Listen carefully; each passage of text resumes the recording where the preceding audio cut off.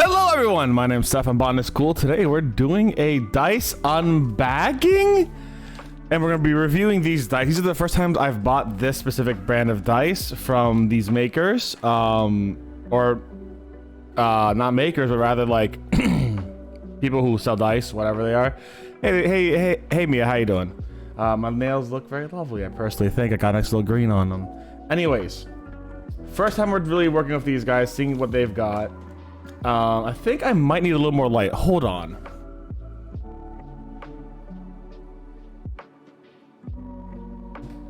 That might be too much light. Oh, it actually hurts my eyes. You know what? Let's put something on here real quick. Properties, configure the video. Let's do low light compensation. And nothing has changed. Okay. Guess we're sticking with this. All right. So, just not excited for work tomorrow. That's valid. So, we now have a mystery set of dice here that I'm oh, it's because it's a white bag. Oh, that's why it looks so gunky. Oh, that makes a lot of sense now. I'm a ding dong. All right. So we have ourselves a white bag here that falsely labels itself as a mystery box. This is a mystery bag. Be proud of yourself, bag. Anyways, jokes aside, I'm excited to see the dice inside and what we've got. So I'm going to say this. Loki the Octo purchased these bags, so the character I'm making for today is going to be for them to use, and I will be sending them the PDFs and all that cool stuff. And if you guys would like me to make you a D&D 5e character based off a set of mystery dice, you can either send me some mystery dice over Throne or by using my Ko-Fi and saying, hey, I have 15 bucks here, buy me a set of mystery dice that look cool and make a character for me, and I will do that. There are some mystery dice that are like premium mystery dice. Oh no, what happened to my fingernails? Oh, beans. There are some dice that are like $20, and those will get you higher level characters, obviously. And if you have a specific set of dice you want me to buy, send the money over for that, and we'll do that. I'm just gonna quickly fix that up, and we'll deal with that right now. There we go. Fix up that thumbnail. Little painting before the painting stream, huh? Anyways, thumbnail fixed. Gotta fix the nails, exactly. So let's take a look at what's inside here. And again, if you want me to make your own character, y'all tell me. Okay, so first and foremost, this comes with a... Oh, hold on. Dear customer, thank you for purchasing Haytex Dice. You made a great choice, as many other Goblin Dice people have. Oh, by the way, I'm not sponsored or anything like that. To put it clear, I'm not sponsored. I just bought these are gifted to me, so I'm like, yeah. They're personal dice. They are either made of poly resin or acrylic, yada yada yada. And this is a cool ass dice bag. This is a cool dice bag. Look at that. That's a really cool eye. The eye here is like tinged blue green. I love that. And it gives me kind of, it's actually tinged green, like a really light green. I like that. I can feel the dice inside here. So let's take out the dice. Oh shit, dog. Oh shit.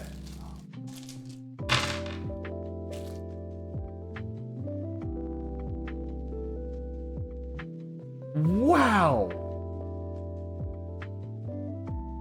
Do you guys, I don't know if you guys can see these dice from where you're at. Hold on. Let me get a little closer for you.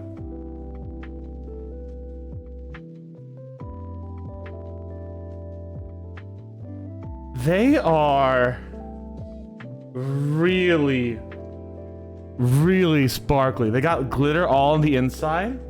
Hold on. Now, the texture's a little weird. I'm not sure if it's like resin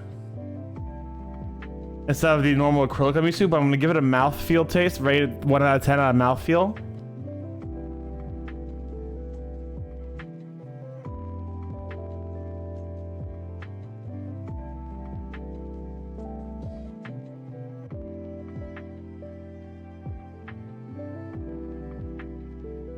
I don't find that mouthfeel very pleasant, so I'm going to give it a 4 out of 10 for the mouthfeel.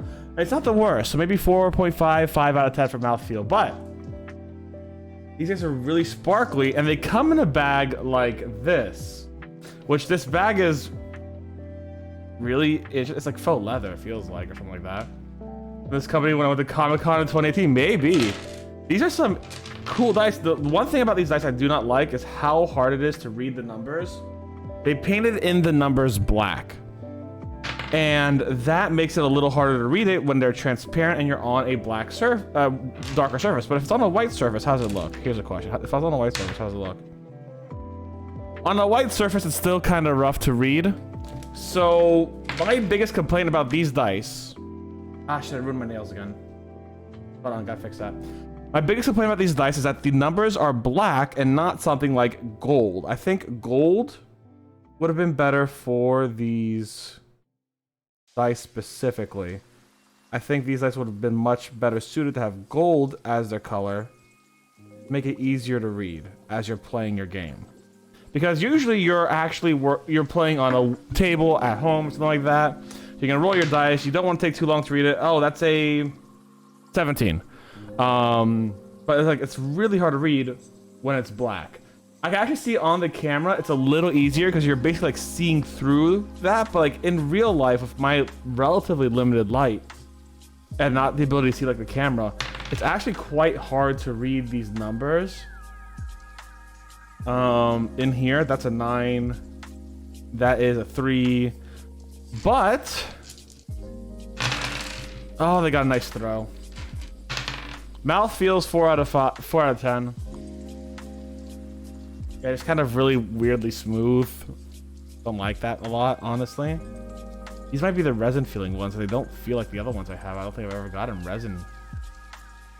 Anyways, they have a nice heft to them though. Like these guys are actually pretty heavy. They feel pretty good. They roll really well. And I think I've got an idea for what kind of character I want to make. For this specific set of dice. So I'm gonna take this. I'm gonna move it over to the other side now, so I could actually have some easier times with that. Show you guys the dice. Show you the character sheet I'm using. And here's the thing about these dice. Automatically, he got the whole sheet ready. Oh, I got the whole sheet ready, baby. I'm making a level 4 character for Loki the Octo here, because with the dice they sent me. So these dice, as I'm looking at them, they come in a really cool bag. I'm trying to see if I can consolidate these themes, right? I want to see if I can consolidate these themes.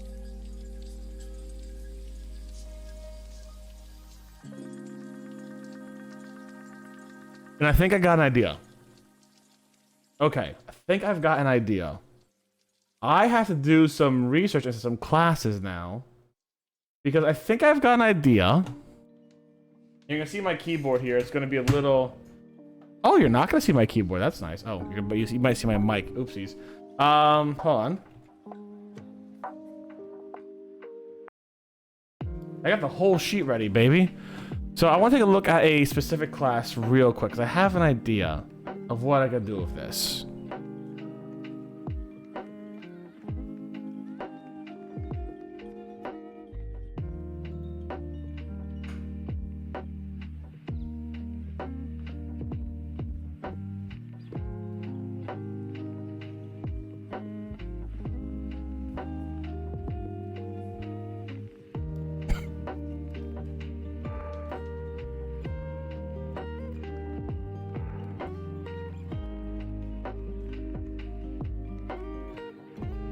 Thoughts are being thunk. A lot of thoughts are being thunk.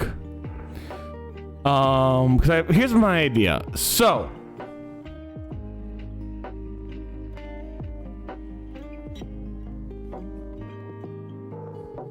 oh, okay. I got 2 ideas now.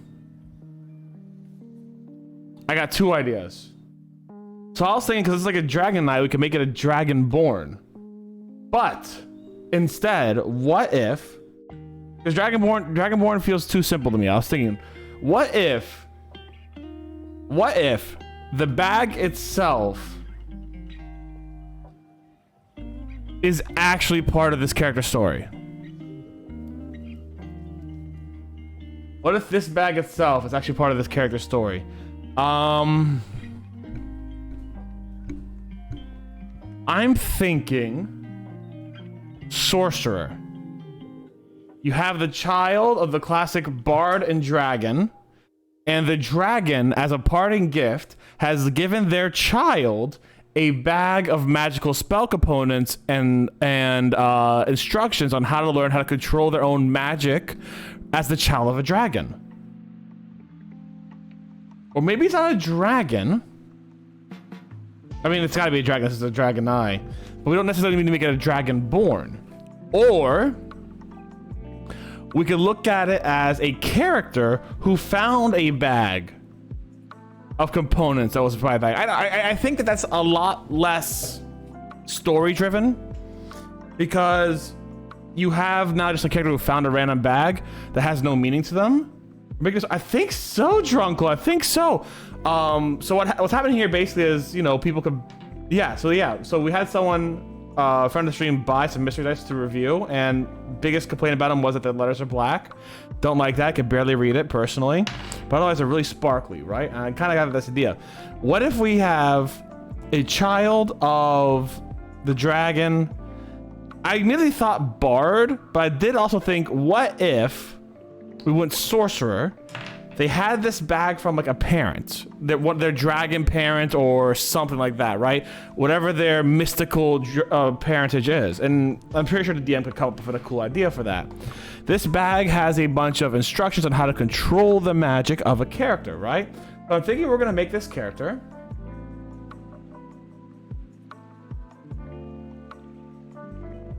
I think we're gonna make this character a sorcerer. I think that would be a very good idea. I have no real way to properly space these out, do I? I don't. Okay, that's fine. Oh yeah, it looks like absolute dookie now. I fucked that up. All right. All right, so we're gonna make this person a sorcerer. How do I spell sorcerer? Actually, parent, dragonborn, something, or shape-shifting parent who happens to be a dragon. That's a good question. That's something that I think the DM could elaborate on, or the player could elaborate on. But what I am thinking is the mystical parent, whoever it is. Maybe it's a parent from a fae. Maybe their parent is something else. But they left a bag like this. A bag with an all-seeing eye. Ooh, what if the parent is just a magical being? Just a magical being that left their child a bag to keep watch over them. Kind of like Sauron.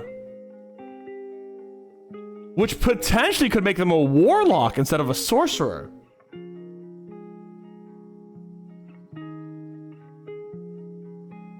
Oh, they're both good choices.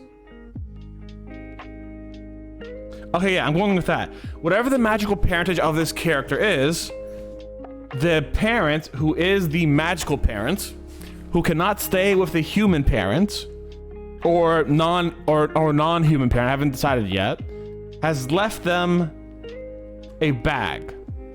This bag watches over their kin and actually is not sapient, but can relay messages and wisdom from the parents, right? I like this idea right here. Right here, I like this idea. So, the bag itself is from a parent who is watching over their child. It contains a whole bunch of other stuff. A D&D baby monitor, exactly, Drunkle. Let me actually move your... There we go. I just saw your text messages could actually, the text could actually come up here. And I'm going to temporarily... what am I looking for? Push some things up real quick.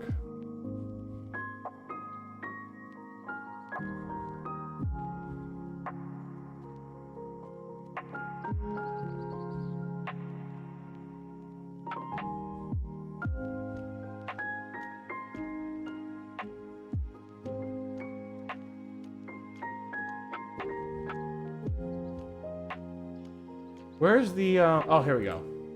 Copy. Paste. I got the switch.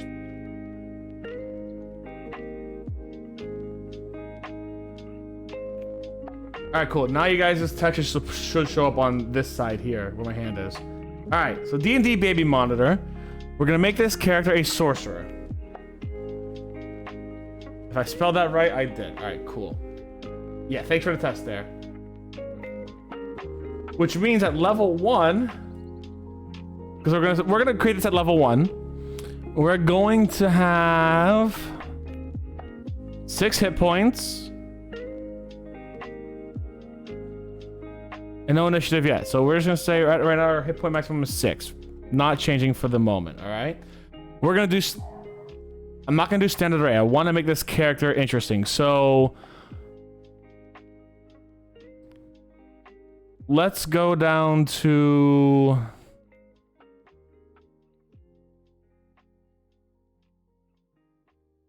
character...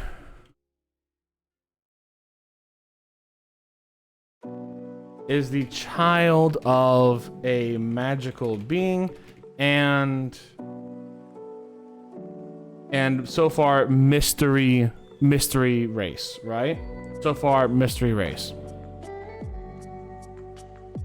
When born, the magical being left a bag full of instructions on how to access their innate magical properties for the child.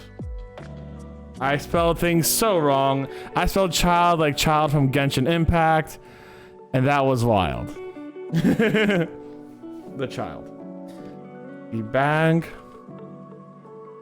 is able to communicate via emotion and provide the parent visuals on the child. So if the parent is thinking something's a bad idea, the bag might be able to give a sense that there's not a good idea, something that's not good is happening. Whether or not the character actually knows this from their parent, I don't know.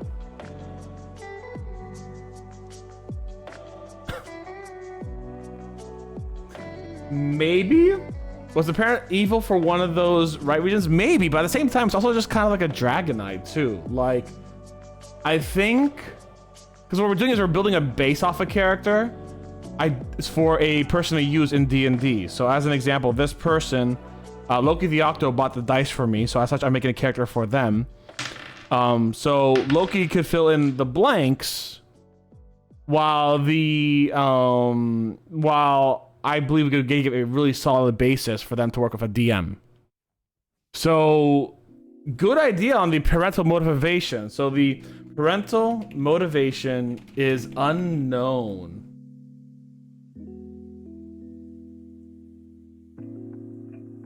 Parental motivation is unknown.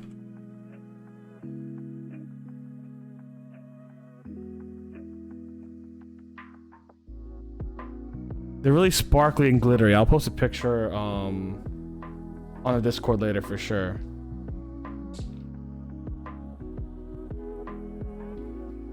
But here's what I think. I think we have this character has a big rebellious streak. So the character itself is, the character is going to be creative, rebellious,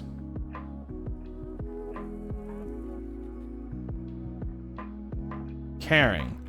Their flaws, I want to make them short-sighted. I also want to add in cunning.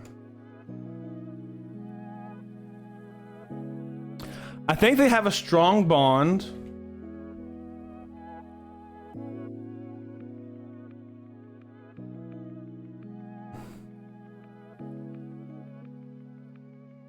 With slight issues with abandonment.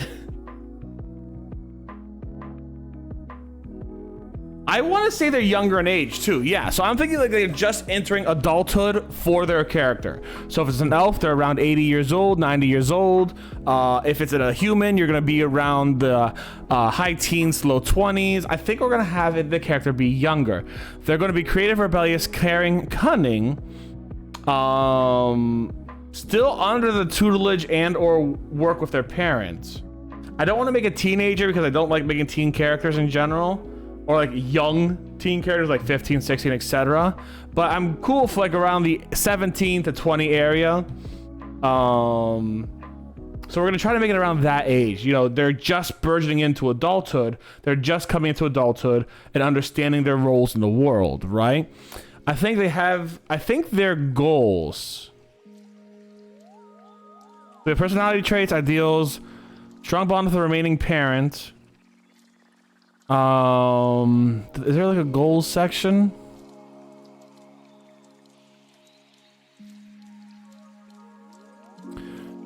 Ideals. Alright, we're not gonna touch that yet. I don't want to touch that right now. So we have creative, rebellious, cunning, caring. I think we make the remaining parent, the non-magical parent,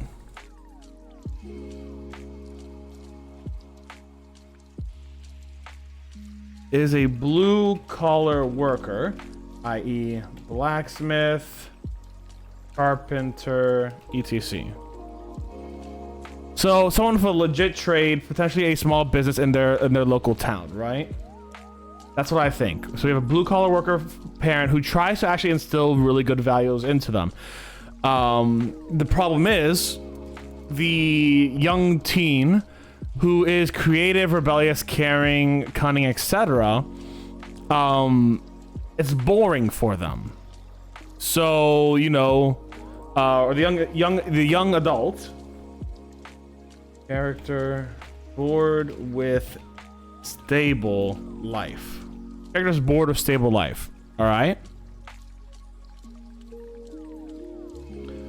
So, character's bored with their stable life. They want to come out.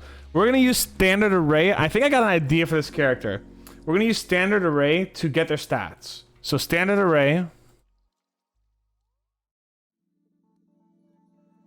is going to be a, let's take a look. 15, 14, 13, 12, 10, 8. So we need 1 8, 1 10, 1 12, 13, 14, 15. All right. So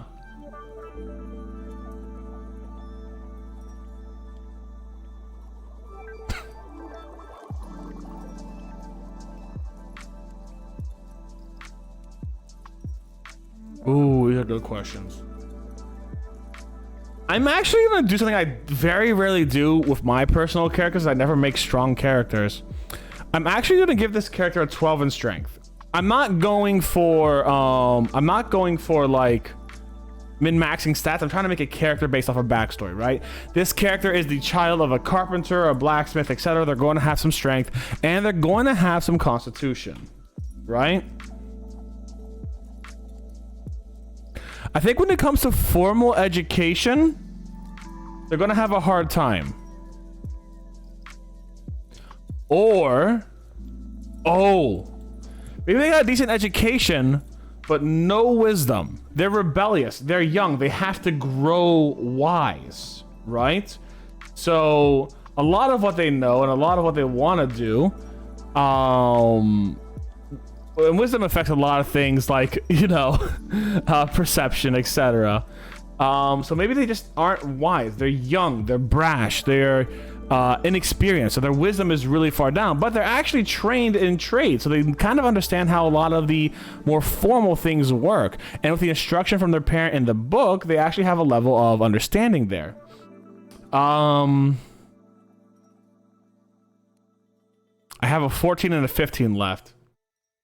Either way, I think we're gonna give, you know what? No, I think we're gonna give the Constitution 14, Dexterity 13, and Charisma 15. They're a shopkeep. They work with their. Oh, do I want to make Charisma 15 though?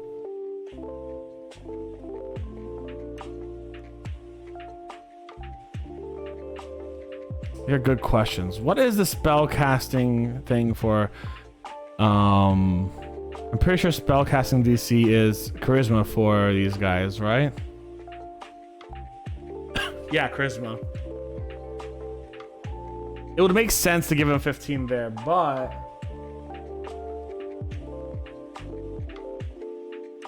I wonder if that feels right for the character. What do you guys think? If they're raised by a, you know what? They probably have like some traits of this magical creature. So if they're like a fae, they could have some traits of that. So they have a loving parent. We've established that their current remaining parent is a loving parent, really, really adores their child and tries to do their best to actually maintain a healthy relationship. They have a strong bond with their parent. I think they have a high charisma. Sorcerers use magic through their own like innate abilities. So that it is a charisma caster. As so many fucking characters are, I think Sorcerer should be a Constitution caster, but that doesn't exist in 5e. So they are a charisma caster, so charisma is their best. I think they have the highest charisma because in their backstory, their father's a shop owner or their mother is a shop owner, whoever the remaining parent is. The remaining parent is a shop owner. And sells things, works hard. Because of this working hard, they actually have a decent strength and dexterity and constitution. But they haven't had any real formal intelligence, so it's pretty average. And they're really brash, young, and not really understanding the world because they have not a sheltered life, but they have a very limited life. So they have low wisdom. I think we're keeping them there. I like these stats here as it is. Now, sorcerers are going to get a Constitution and Charisma saving throws are their bonuses. Constitution and Charisma, with proficiency bonus being 2 at level 1. High curiosity, exactly. High curiosity.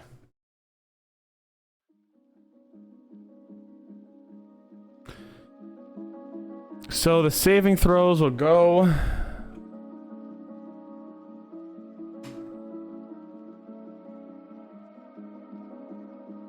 At the moment, as such, strength will be 1, dexterity will be 1, constitution will be 4, intelligence will be 0, wisdom will be -1, and charisma will be 2.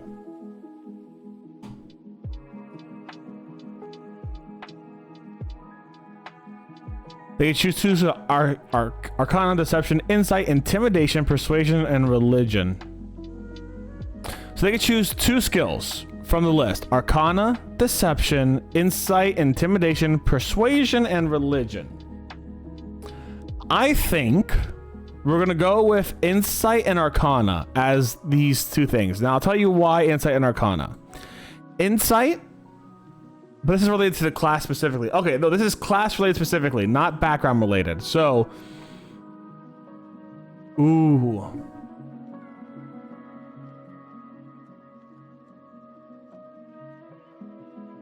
I'm gonna go Arcana and Intimidation. I'm gonna tell you why Arcana and Intimidation.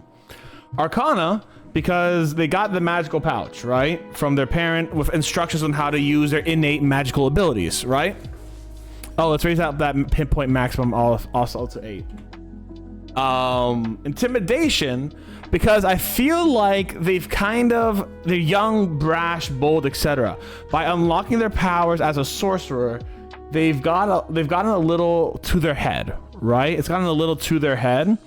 So they're pretty loosey-goosey with using that as not a threat, but as a bargaining chip. They intimidate, say, well, you know, I'm a sorcerer and I have magical powers given to me by a being beyond your comprehension. I can change your mind or influence you.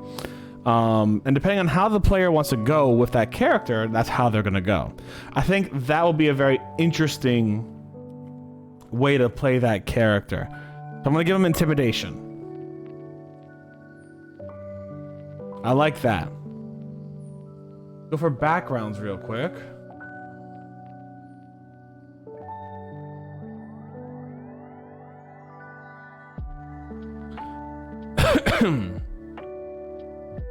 So for backgrounds, we have a lot.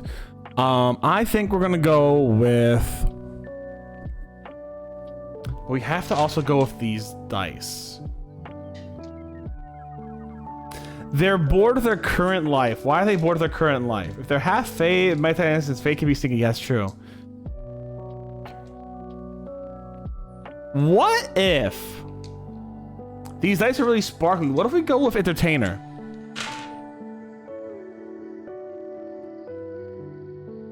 So we give them an acrobatics and performance. What if they're what if? I want to make them like a stage magician? Because these dice are really sparkly, right? I feel like it's glitter being thrown out. I feel like there's an artsy vibe from it. They're creative. They're rebellious. They don't want to do the normal stuff. They are kind of, maybe they are either a stage magician or con artist. The funfetti, yeah.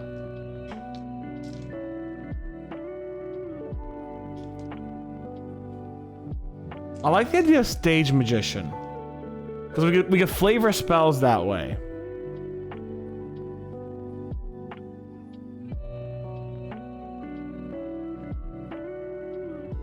They're going through their rebellious phase where it's like, God, Dad, I don't want to run the blacksmithery. I will run the blacksmithery with you, but like, I really want to do stage magic.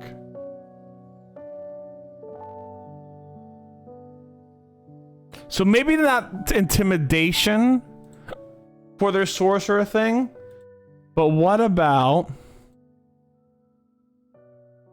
persuasion? Yeah. So we have persuasion, performance, arcana, and acrobatics. So they're able to kind of, ooh. Yeah. They're really smart, cunning, and ingenious. That's why their intelligence is a 0. They can really MacGyver a few things. They can't do anything full. They can MacGyver a few things. They're cunning. But they're not very wise. Do I want to switch strength and intelligence? I do.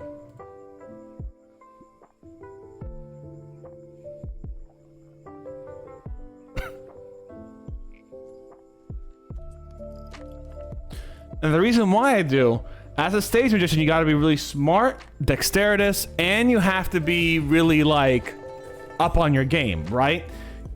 This person's a stage magician, a child of a magical being, and a blue collar worker who is either a carpenter, blacksmith, etc., right? They've got some abandonment issues. They don't know what their parent has left this bag for them for to understand their magic, but they do, and they kind of want to use magic in a very fun way that is not really heard of by doing stage magic, with a goal to eventually find their missing parents.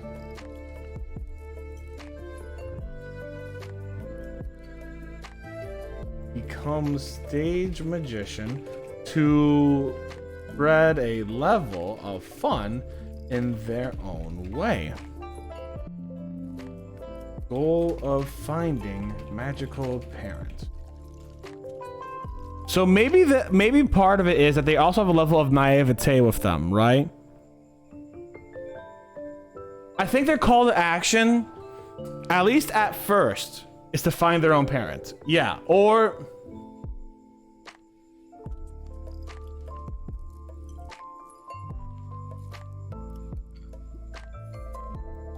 maybe that's part of their motivation, right? They see a lot of, maybe the city they live in has a lot of homelessness or homeless kids, orphanages, etc. And maybe part of their work actually is working with orphanages and stuff like that, because while they do have one loving parent, they know what the abandonment is like from another parent. Even if their parent technically is with them, they don't fully understand that as a young adult.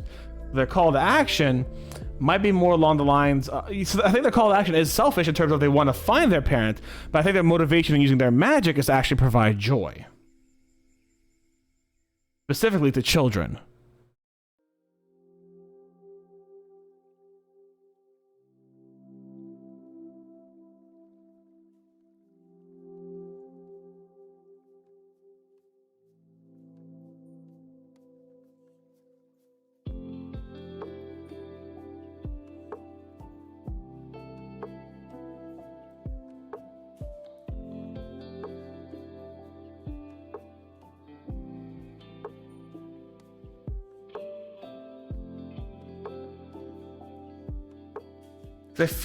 I feel like they've got all this fun, glittery personality to kind of they want to use to kind of bring joy. I think they're going to like burn themselves out a bit though. That's not something for me to talk about though right now. That's something for the person to develop, whoever plays this. Ideals, don't have any right now.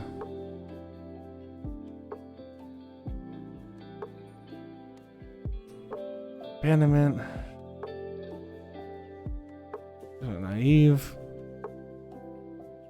The call to action is going to be a desire to find their own parent, and the moment they get the opportunity to leave, I think they'll take it. Maybe that is a coming of age story, right?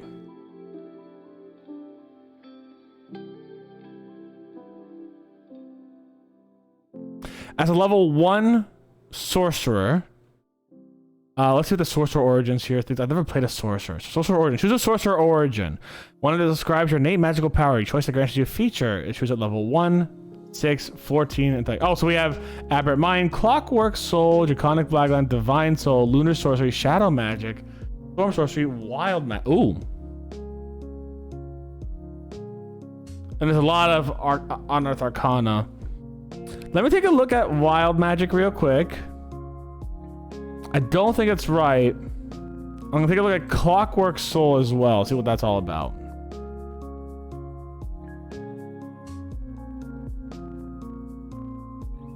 No, Clockwork Soul does not fit it.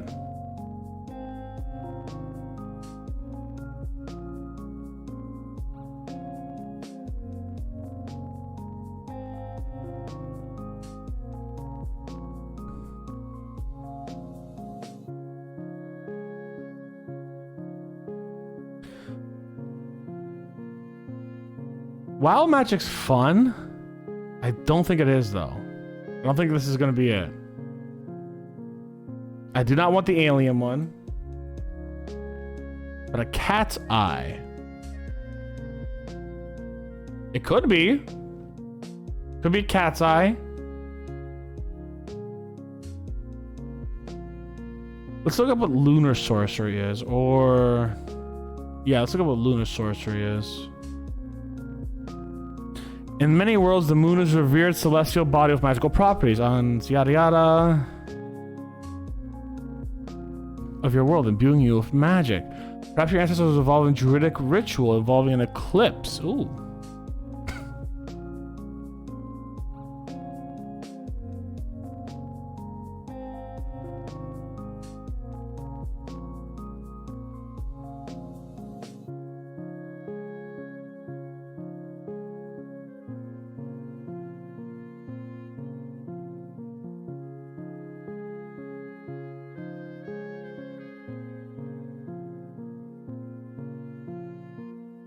I'm liking lunar sorcery. And that could make it even like something more connected to nature and perhaps more like a cat's eye or something as well too. But like the bag could just be like the eye itself. I don't know. Hold on.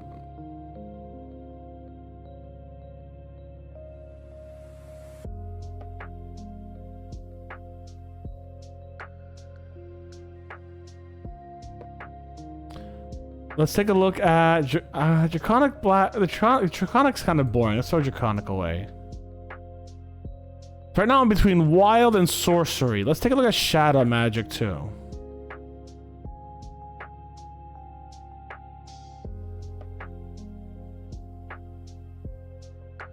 No. What is Rune Child? Oh, it's unofficial homebrew. Never mind.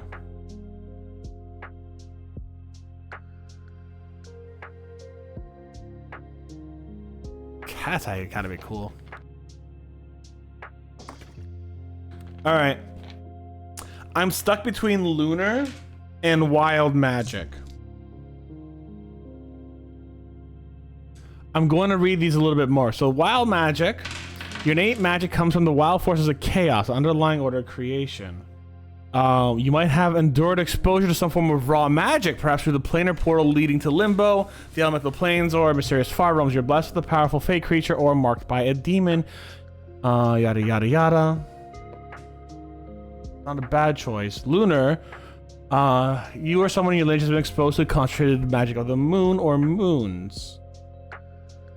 For the magic, perhaps your ancestor was involved. Let me take a look at the level 1 things. Moonfire. Starting at level 1, you call down radiant light, so you get the sacred flame spell for free.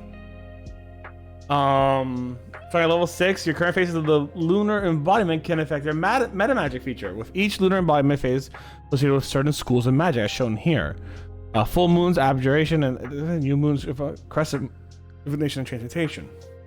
Whenever you use meta magic on a spell of the school, so your lunar embodiment, you can reduce sorcery points by 1, minimum of 0. Waxing and waning. Starting at 6th level, you gain great control of the phases of your lunar magic. As a bonus, you can spend 1 sorcery point to change your current lunar embodiment phase to a different one. 1 spells from each lunar phase without extending it.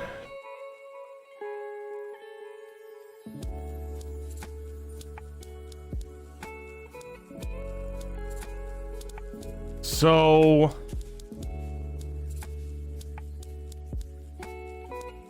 because here's the thing, I feel like this person doesn't have chaos in them. I feel like they have a level of control. So I want to go lunar sorcery. I really want to do lunar sorcery. I think that'd be really cool, actually. So they have a parent that is somehow related to the moon. They have a parent, a magical parent,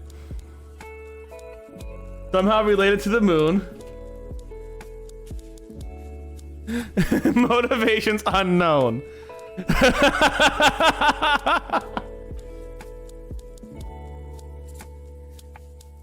Related to a moon.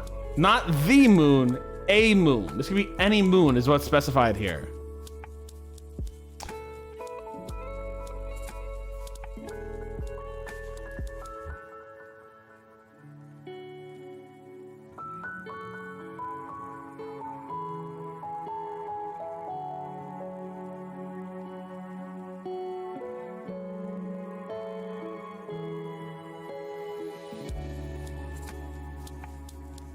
Okay, so features and traits. Let's go for a class feature.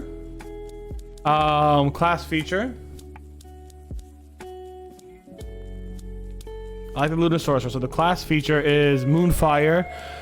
You call down radiant light, so you get reset sacred spell for free.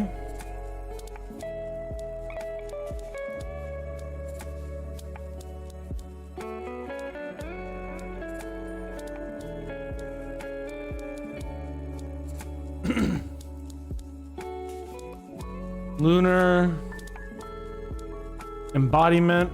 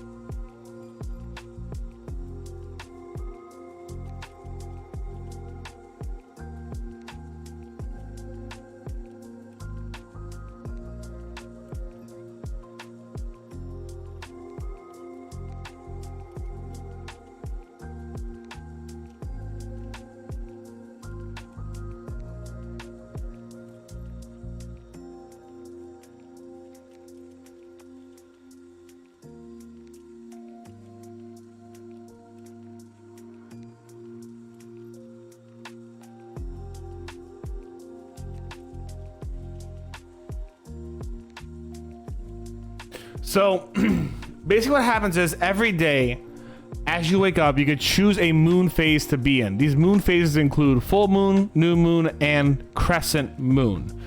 I think this works out really well because, so full moon as an example, that spell is going to be shield. New Moon. That spell is going to be Ray of Sickness. And Crescent is going to be Color Spray.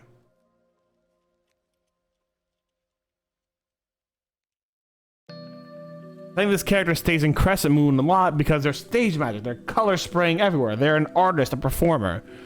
So they're staying in Crescent a lot. However, should they need to rise, they can switch to Full Moon after a long rest or New Moon after a long rest. I think maybe they don't switch often. Maybe their bag also helps indicate what they're actually on too, because it said that the pupil or the eye actually changes to the moon shift. So as it says, whenever you finish a long rest, you can choose whatever lunar phase manifests its power through your magic. Full moon, new moon, aggressive moon. When in its chosen phase, you can cast one spell associated without expending a spell slot. Once you could cast that spell in any way, you can't do so again until you finish a long rest. So you get one free spell a day, which is nice.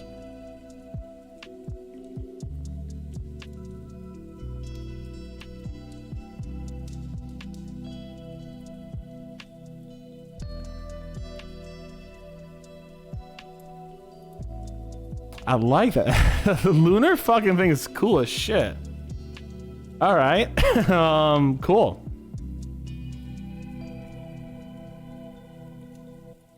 That's all we have to do for here. So we do get Sacred Flame from the class.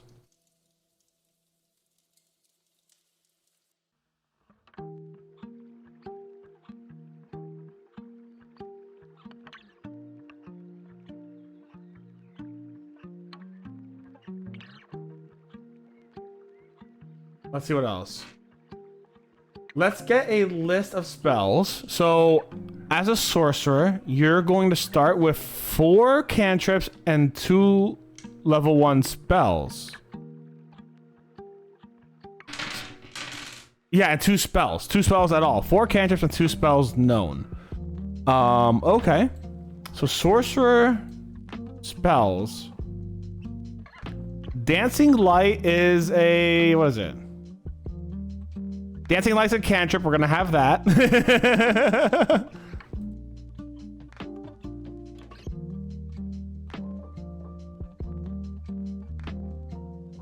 So we're gonna have dancing lights, like all these sparkly lights here, right?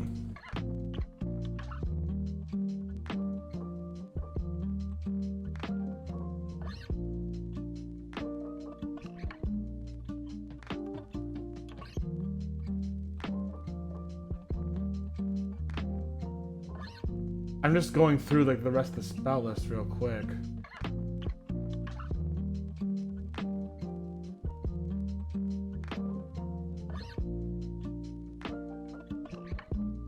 Mending.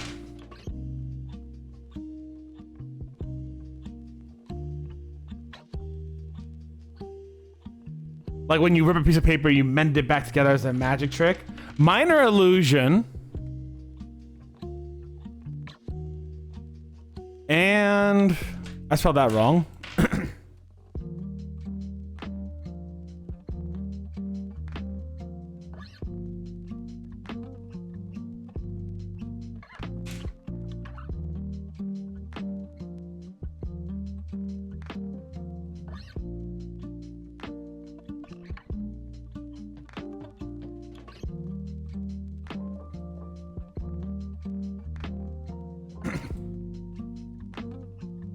We have one more spell. One more cantrip specifically to give him.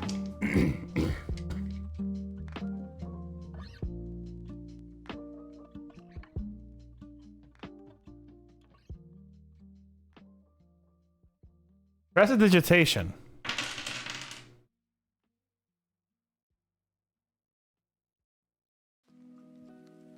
So these are all based off the fact that these can be used for like a show, magic tricks, etc. These dice here are all about lights and sparkles and what have you, right? So this is a magical show that they're putting on. They take things apart and they put them back together.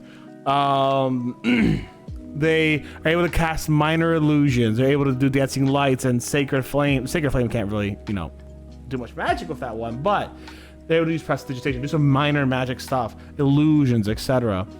They know 2 level 1 spells. So let's go for level 1 spells.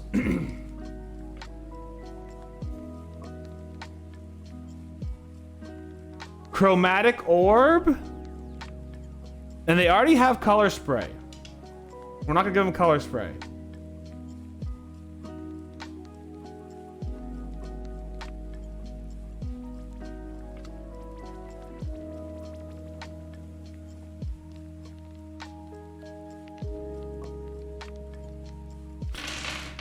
I think they'll have Chromatic Orb because Chromatic Orb, I think it matches that vibe where you have, you hurl a 4-inch diameter sphere of energy at a creature you see within range. You choose acid, cold, fire, lightning, poison, damage, or orb you create, and you make a ranged spell attack against the class. Against the target. If it hits, the target takes 3d8 damage of the type you chose. And also, it's just kind of like chromatic. It's colory. It's very showy, flashy, and depending on how the person uses it, they can probably use it for their magic too. And I think they don't have a choice in this one. I think the parent kind of forces mage armor.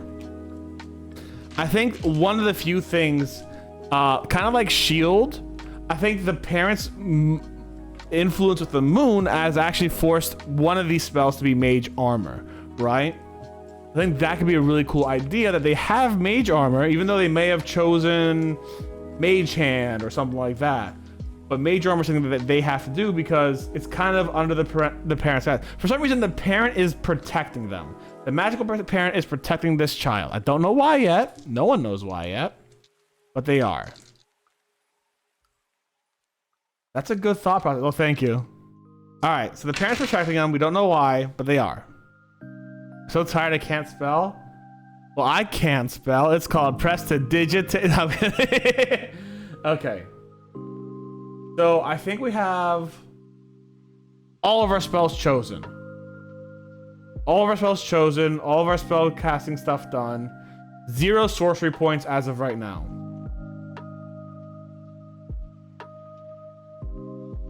Okay. Next time we look at the lunar stuff is at level 6. We're not touching that. Sorcerer spells we still have. Prestidigitalization, exactly. The entertainer, you get a disguise kit and 1 type of musical instrument. What kind of musical instrument are we giving this person? A disguise kit.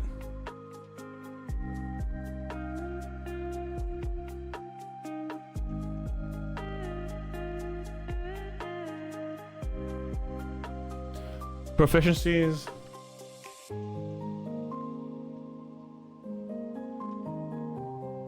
A lute? A lute is classic, it is.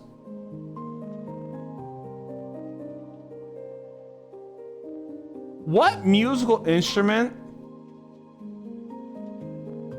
like hits you with the moon? Because I'm thinking like a harp or a lyre, actually.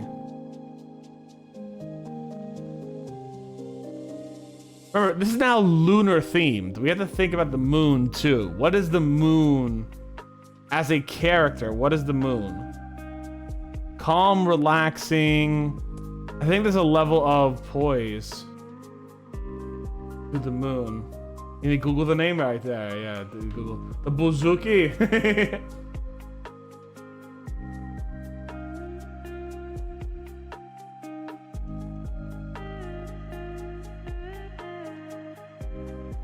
All right, anyway, so we got a musical instrument, a favor of an admirer.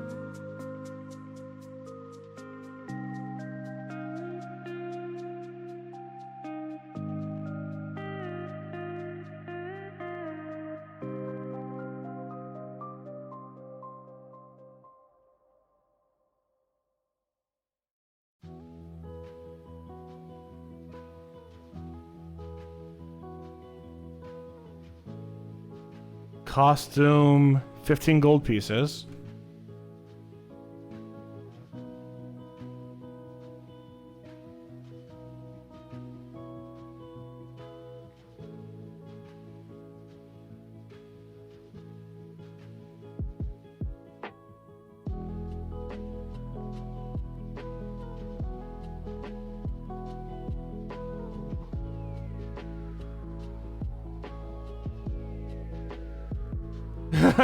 Send me the photo.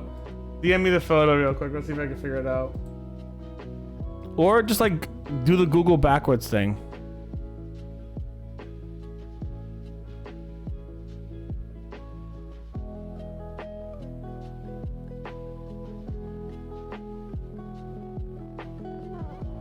Alright, I got it.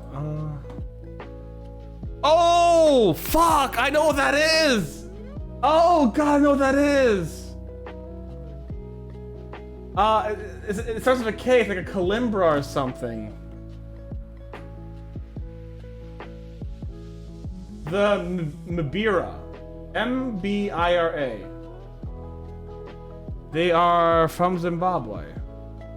They show the Shinobi people story because of a wooden board attached with metal lines, played holding the instrument in the hands. Mbira? I like the Mbira. Or the Kalimba.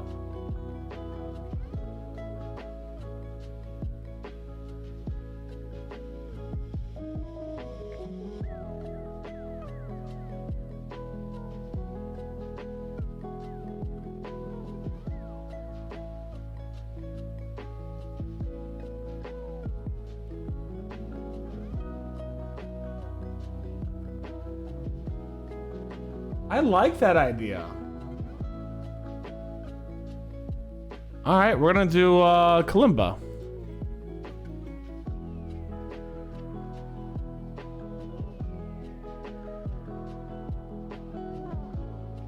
I like the Kalimba idea. I like that. That's a really nice instrument. And it also kind of, you know, fits in with like, you know, for the kids and shit. Like, I like that. All right, cool. Very sparkly. Mixes with the moon. All right. A favor.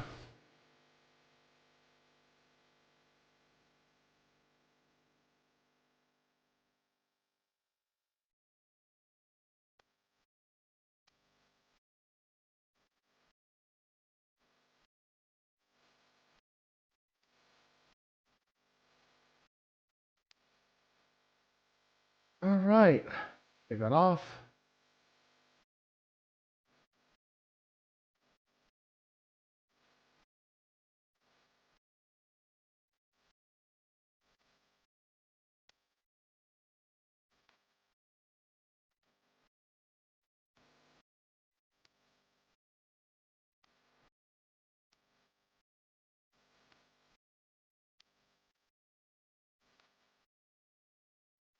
What else do we have? We gotta choose a race now. Fuck. Okay, race. Oh, hold on. Proficiencies.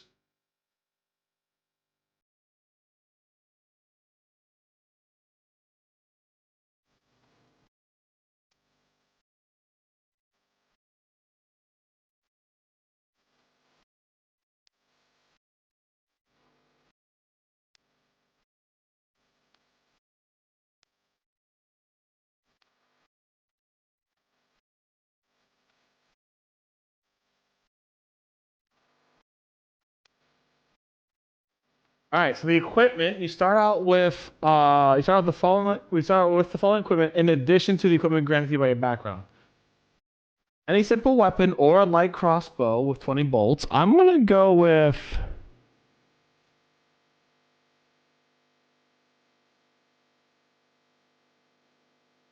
light crossbow.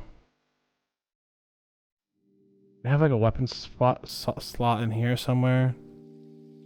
No. Okay.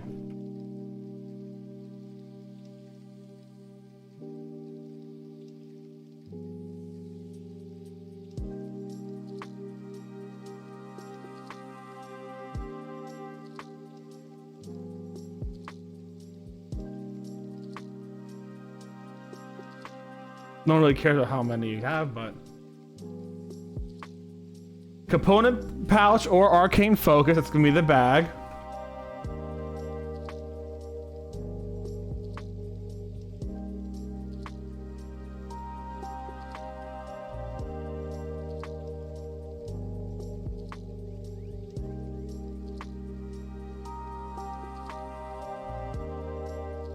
Put an explorer's pack.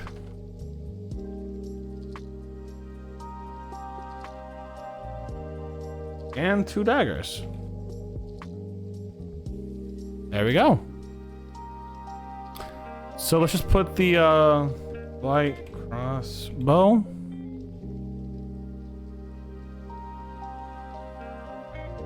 That they both rely on dexterity, so it's gonna be 1. Actually, they're both so 2, 3, or rather +3.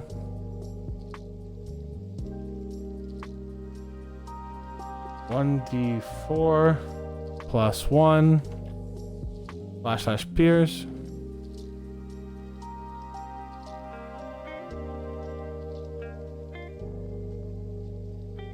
And a light crossbow.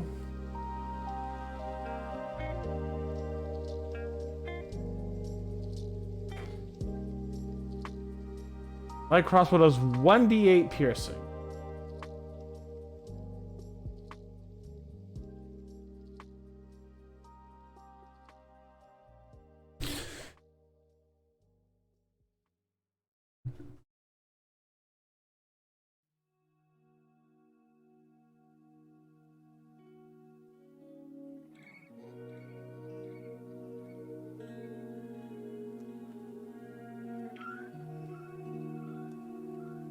Maybe the other parent just fucked the moon. Maybe somehow they just fucked the... Oh, we have to choose a race now. Fuck, right, okay. Choose a race.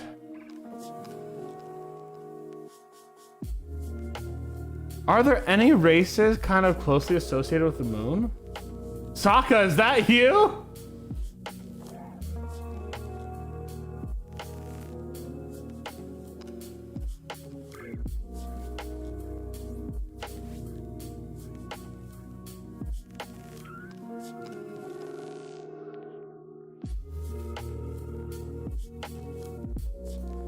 There is the Soramanti.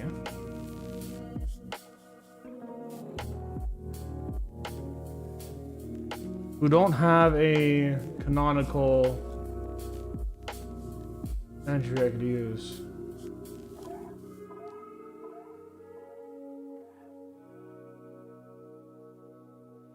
Alright, Dragonborn, no. Dwarf? Be kind of funny. If a dwarf, no. Elf, there's so many elf characters, fuck that. We'll open up gnome. We'll open up halfling and we'll open up tiefling. We're not gonna do Aasimar. There is one, but there's not one that has stats for player building.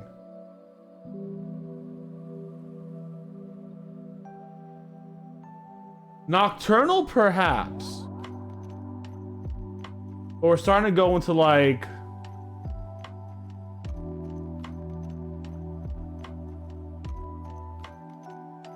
Changeling is a possibility. Changeling is a possibility. Juggernaut... Eladrin is... Eladrin's all about the seasons, not the moon. Nope. Not a Fearbog, not a fairy, not a Genasi might not be the worst choice, but I think we're already kind of mixing a few things up here. I don't know what this is. I've never heard of this one. If Zerai?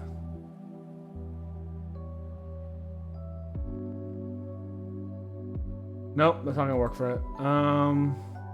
Do night elves? There are different kinds of elves, including dark elves, which are fuck. Jugers are things. They are. I forgot what dark elves are called. Fuck. They do have that, but it's not moon. There is.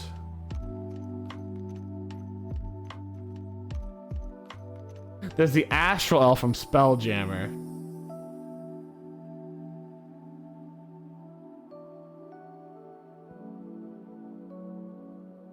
What does astral elf do? Hold on.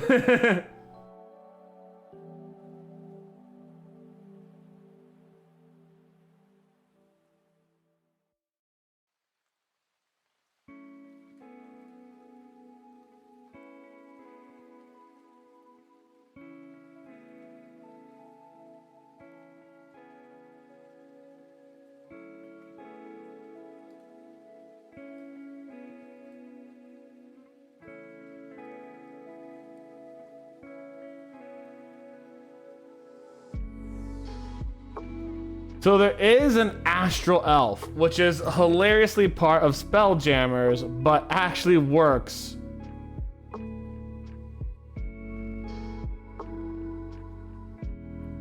In D&D 5e.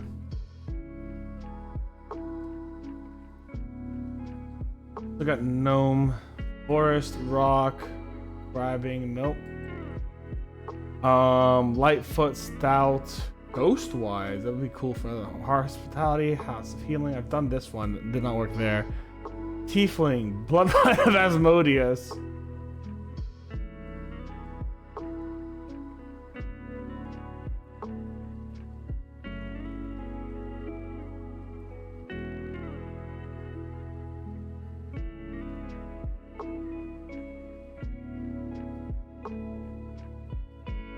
Tieflings are all about like demonic entities.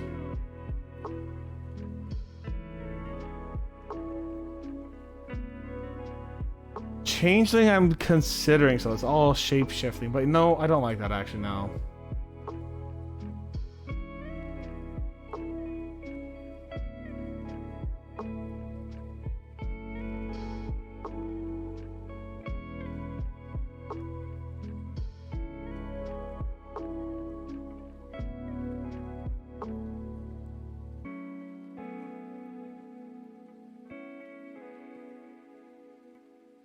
Half elf I don't like either.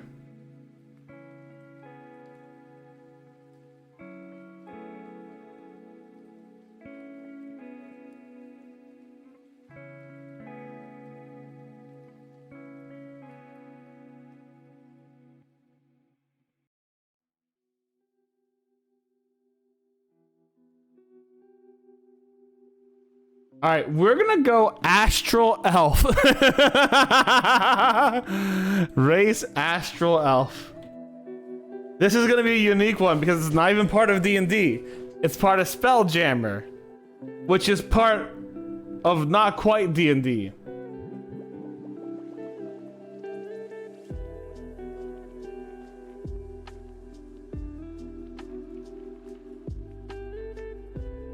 But it has to do, it's the closest thing I can do with a race that goes to space, right? So we increase one ability score by 2, increase one different roll 1 by 1, or increase these 3 different stats by 1. So we have to increase some scores here. So I'm gonna say we increase charisma by 2. We have 3. And increase dexterity by 1. We have 14. We have 2. I think that's fair.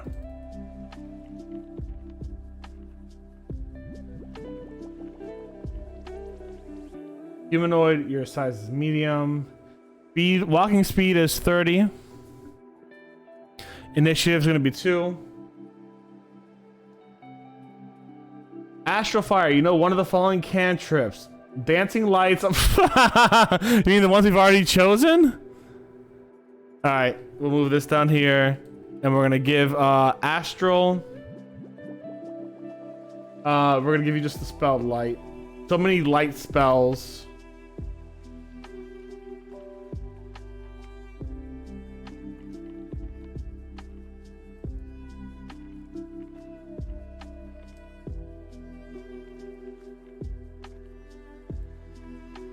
Racial feats. Dark vision.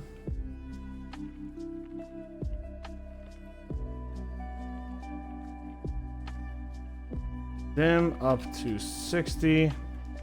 Dark as if dim.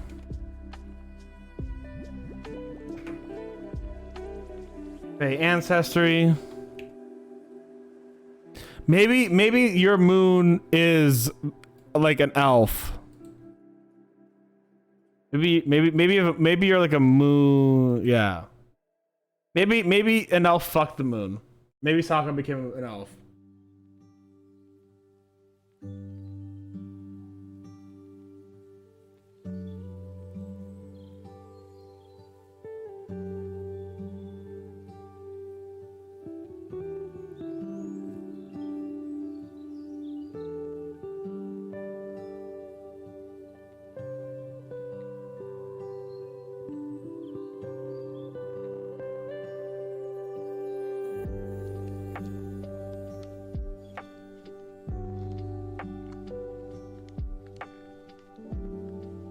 Starlight Step. What's this?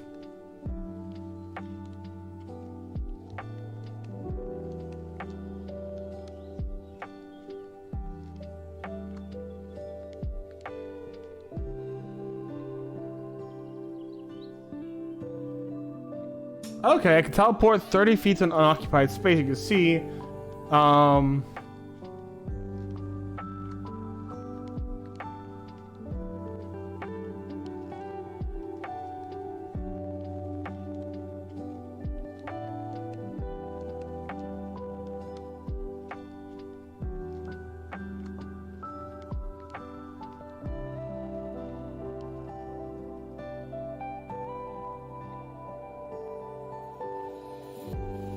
you use that as much as your proficiency modifier is per day. But we have 2, you can use it twice a day. Maybe your moon parent was once a person, but had to take over the family duty of governing the moon. But both your parents didn't want that life for you? Ooh, maybe. Proficiency and perception. So because we are perceptive, 15 cents. Classic elf thing.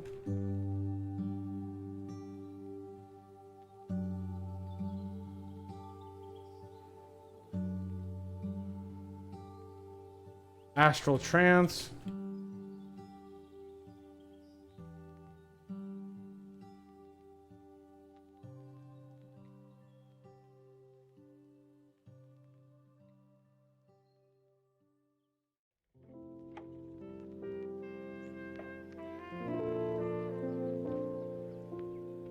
Okay, this is kind of bullshit, this astral trance. You just get a proficiency every fucking time you sleep. Oh, that's such bullshit. Okay.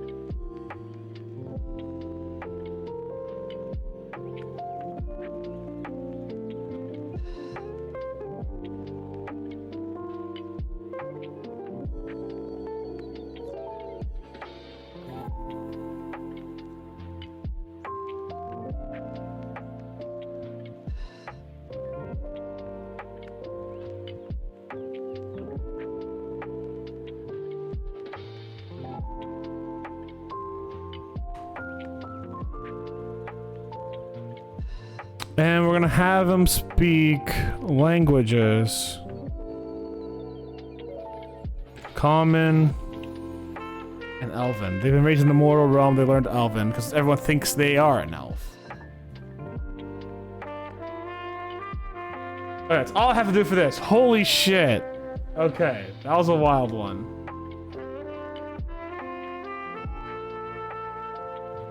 Hit points are 8, so we're gonna say current hit points are 8.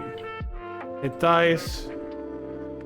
Total right now 1, and the hit dice itself is a d6. Ideals? I don't have any yet.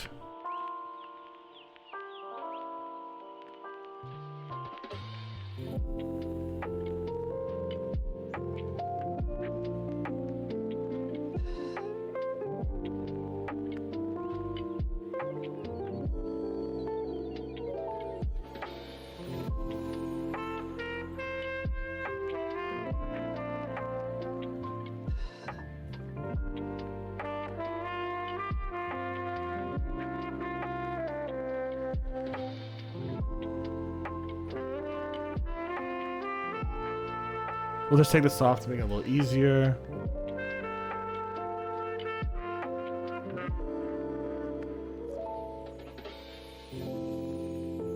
Oh, alignment's different. Ideals are like what your ideals are as terms of like who you are. I think they would definitely be more along the lines of love and I think like loyalty. If they had an ideal, I would say it's like a form of loyalty. Loyalty to family slash chosen family is what I would kind of say one of their ideals is, like a form of loyalty to connection.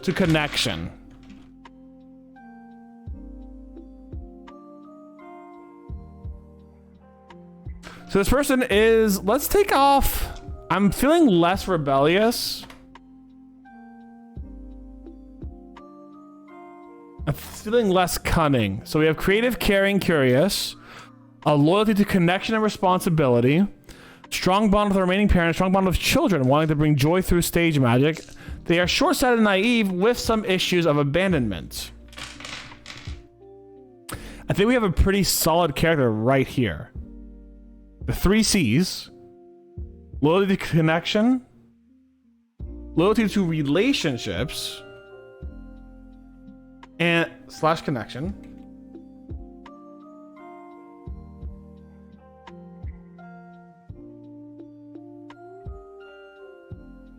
and responsibilities. Relationships and responsibilities. Relationships and responsibilities. That's probably what they're most about. I'm gonna put them under neutral good for right now.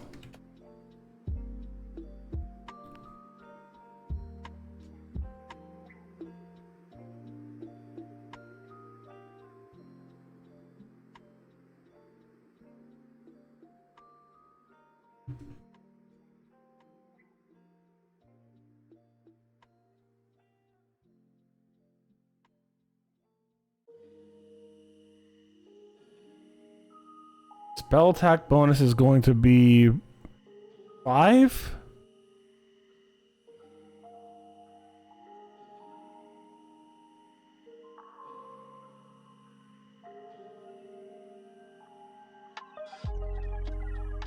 Spell save DC.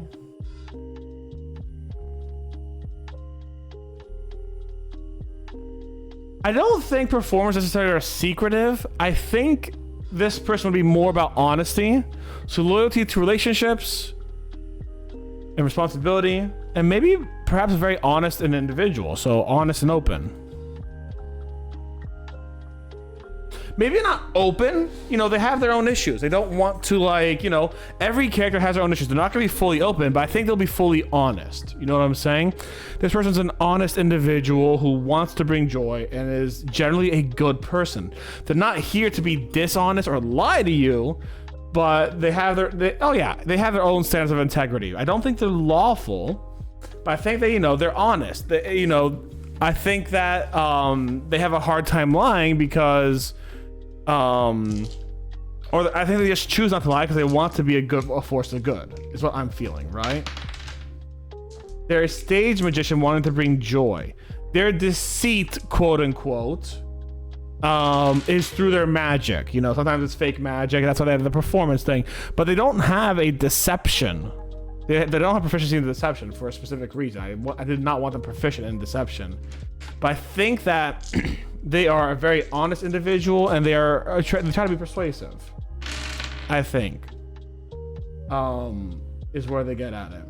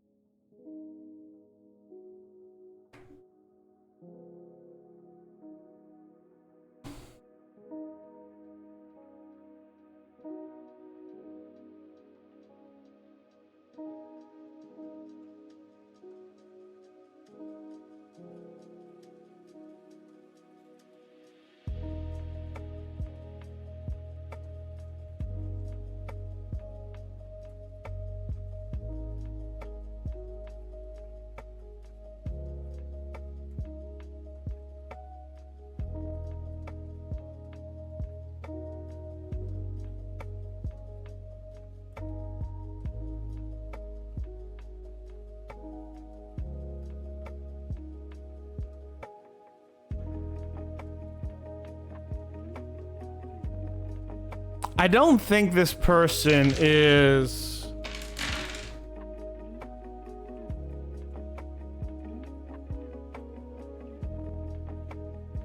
moon colored. Moon.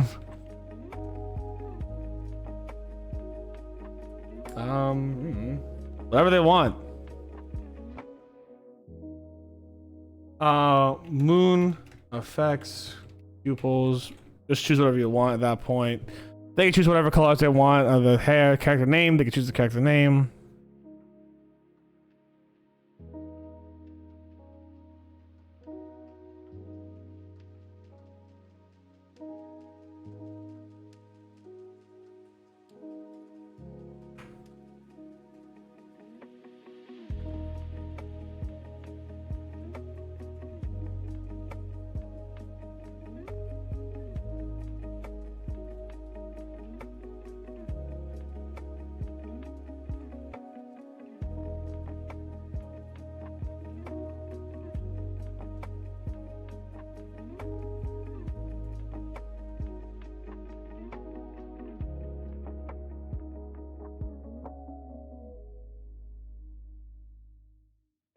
And I did say we were basically going to make these guys go up to level 4 for the sole reason that they purchased so Loki, when Loki donated the money for purchase, they purchased a little extra money for this really nice bag, which means I am going to add a little bit to this. I'm going to make it a level 4 character instead of just like a level 1 character.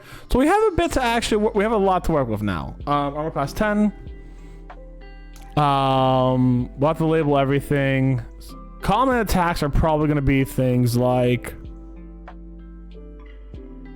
Sacred Flame,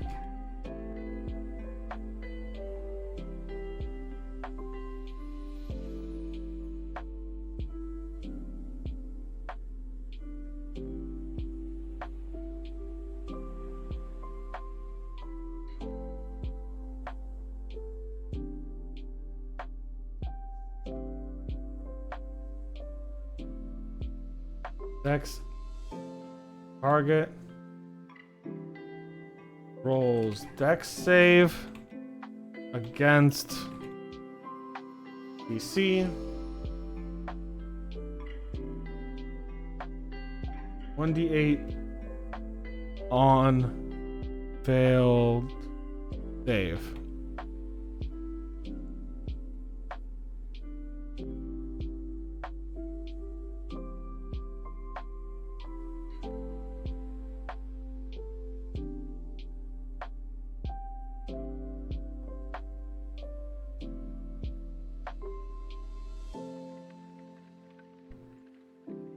Does dancing light doesn't do damage. Color spray chromatic orb does.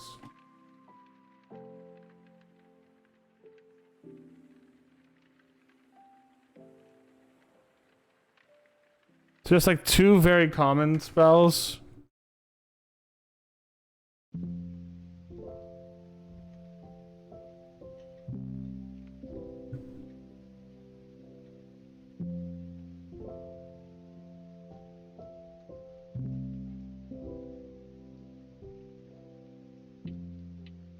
Spell attack roll.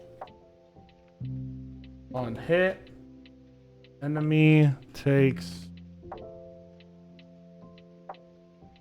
3d8 acid, cold, fire, lightning, poison, or thunder damage of choice.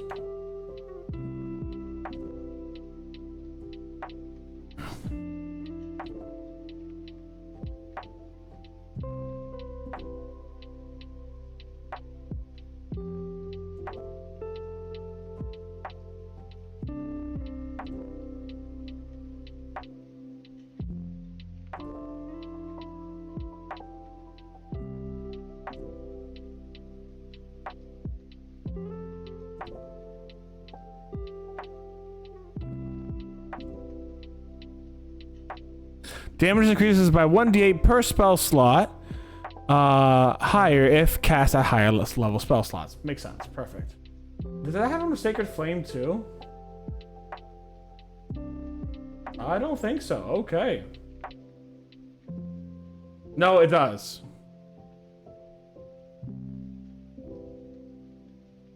One D8 damage increase at level 5, 11, 17.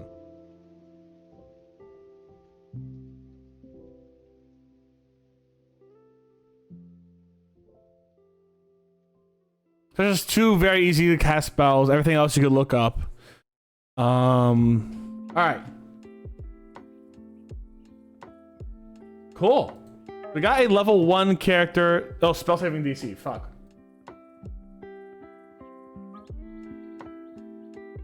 Eight plus 2 plus charisma modifier. So that's going to be 13. Okay.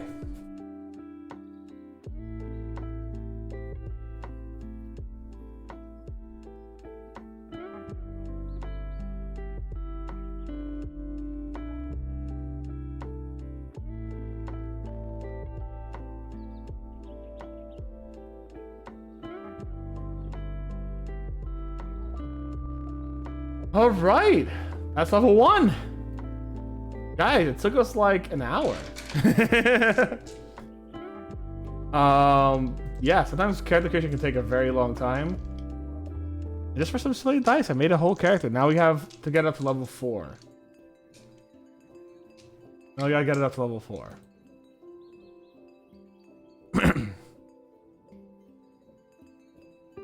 All right.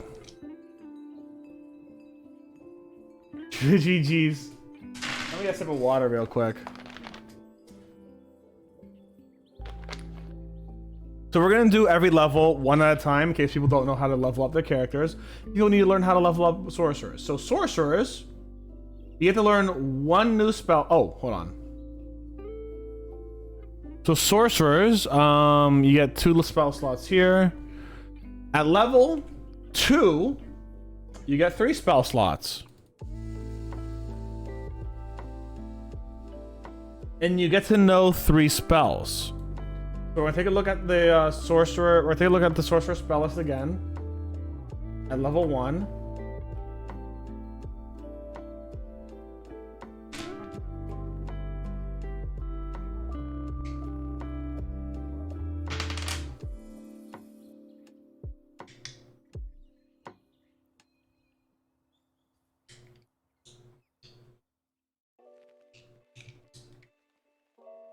There's some nice dice. These are really like colory.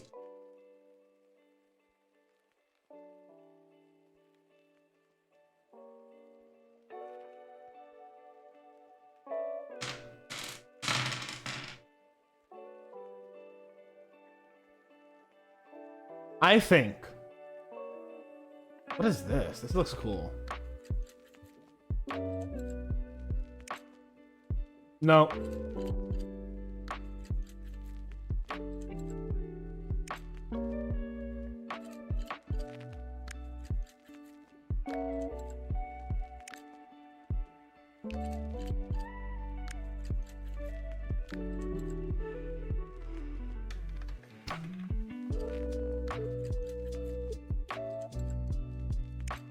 Botanist Cool, I need to head off. Kalinitha, have a great night, Drunkle. You have a good one, alright? I will have a lot of fun with this. I love this kind of shit.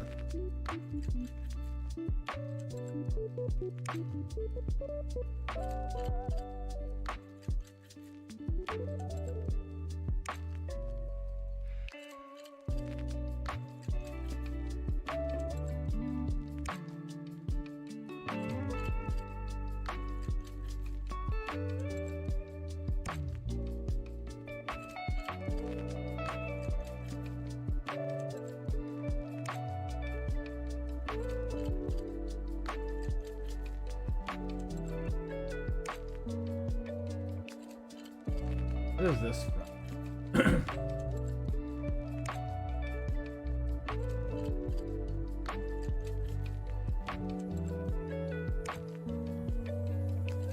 No. I already got that con.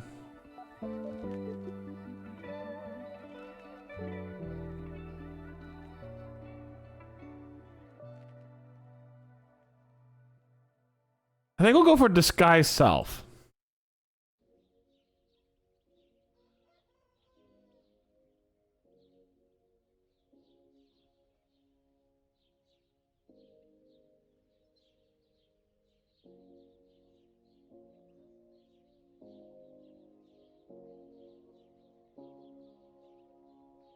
We also get Font of Magic and another bit of health, and I'm gonna go just for the default amount of health. I'm not doing anything crazy with this.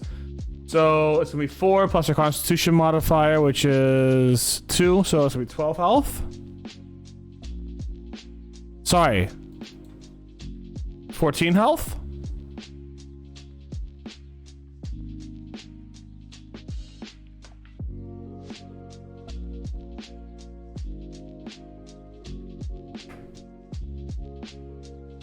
Oh, AC's actually 12, by the way. I messed up.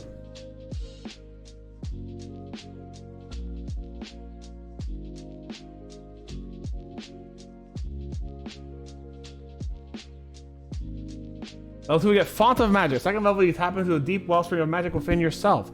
The wellspring is represented by sorcery points, which allow you to create a variety of magical effects. All right. Actually, let's do me a quick... I'm gonna do myself a quick favor. I'm going to quickly change this back to level 1. It's not many changes I did anyways. Like a save a level 1 slot. So save as my computer, put on my desktop. Level 1 character. For Loki. All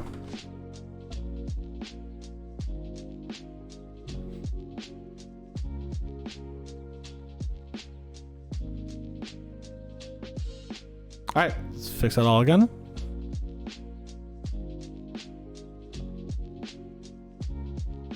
Perfect. Bada bing, bada boom. Nice and easy. All right, cool.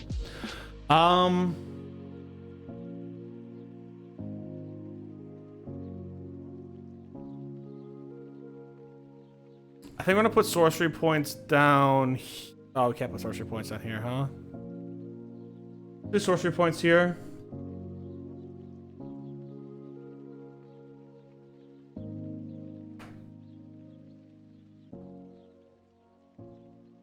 So right now we have 2 out of 2 sorcery points.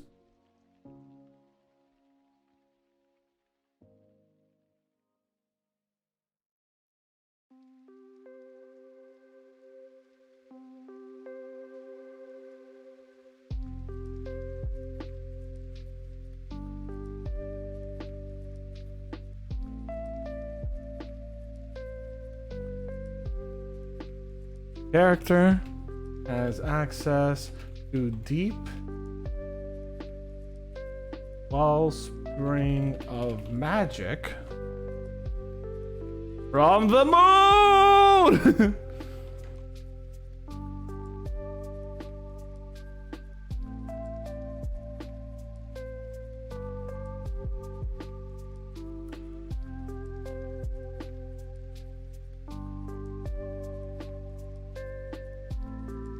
Or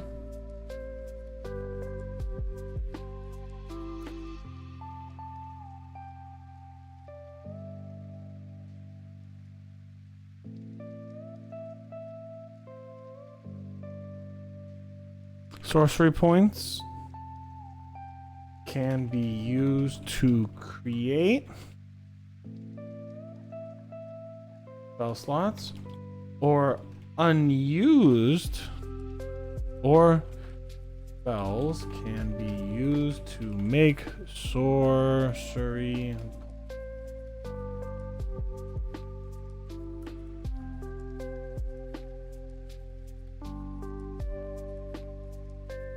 level spells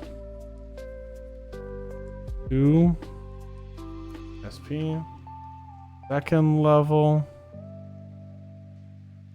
3 SP, third level 4 SP, 5 SPX, excuse me. 4th level, 6 SP. 5th level, 7 SP.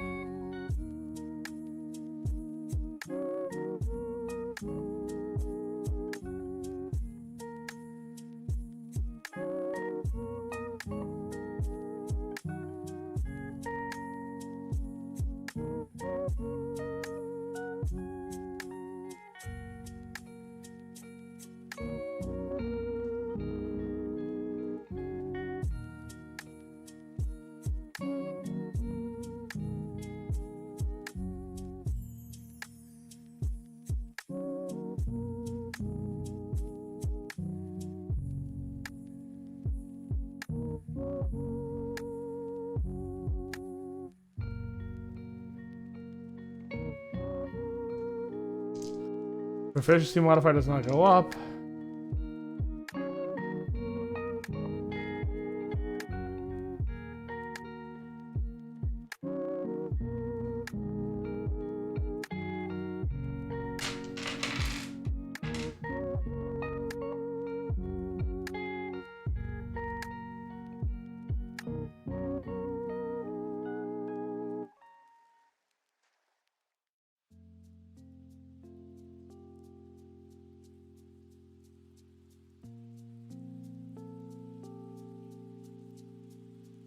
This is a note.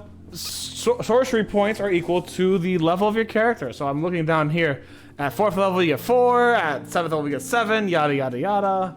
So it's a good idea to just note that sorcery points are equal to your character level in sorcery specifically.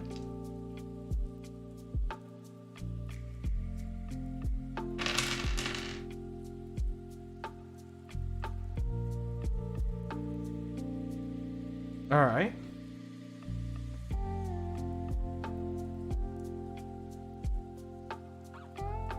Level 3. We now still have 4 cantrips. We know 4 spells, and we have 2 second level spell slots. So let's get a second level spell.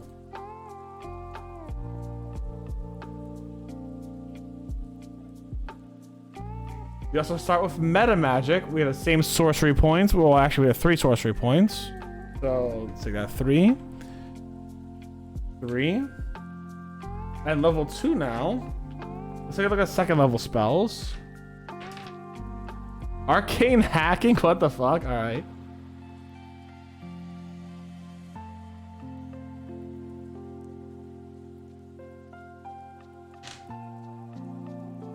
Do I go invisibility or blur? Those are fun ones to do with this. What is mirror illusion? Hold on. Nope. I think yes. Again, I think this is a case of the parent. I think this is the case of the magical parent forcing a spell onto their child. As such, sorry, they got mirror image. As such, they're forcing a protective spell over their child, right? So what mirror image does, 3 illusory duplicates of yourself appear in your space. Until this spell ends, the duplicates move with you and mimic your actions. Shifting positions is impossible to track which image is real. Each time a creature targets you for an attack, roll a d20 to determine whether or not the attack hits against a target one of your duplicates. If you do this, it must roll a 6 or higher to change the attacker's attack. It's a protection spell. I feel like whoever's on the moon is making sure they alter the is mirror imaging it. I think whoever is fucking doing that is doing that right. I like that. Lastly, we now have meta magic. So level 3, we have meta magic. 3 sorcery points, same proficiency bonus. We just got the levels. Cantrips are same. Spells known as the same. First, second level slots. All right, we're good. Good there. Next is meta magic for level 3.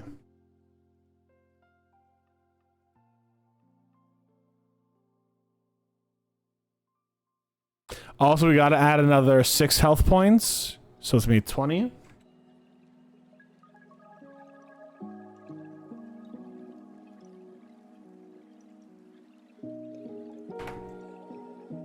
Meta magic.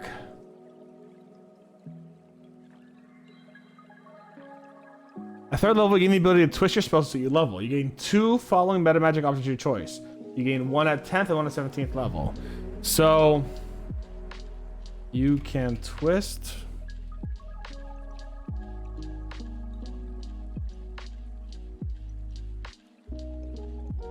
magic to suit your needs.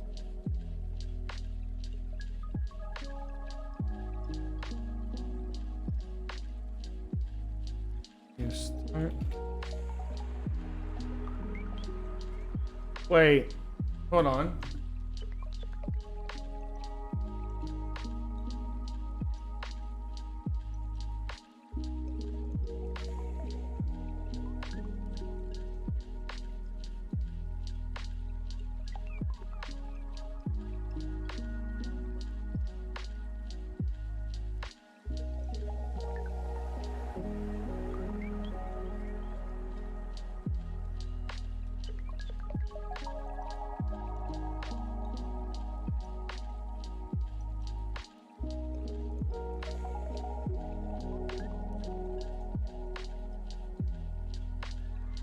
Okay, yep. So, start with 2 and gain 1 at level 10 and level 17. So the 2 I'm going to recommend.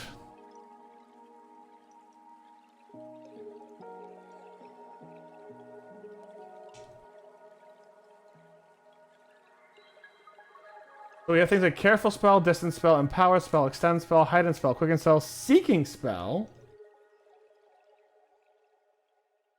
Another Seeking Spell from Unearth Arcana, Subtle Spell, Transmuted Spell, or Twin Spell. I think we're going with Twin Spell.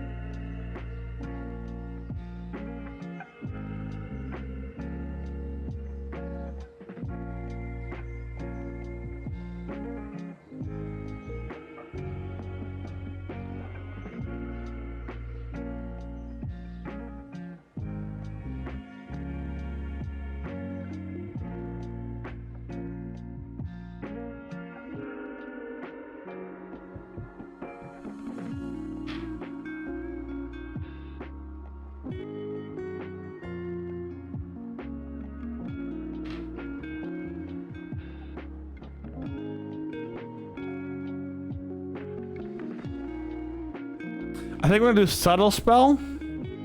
You're a magician. You want to be really subtle about it.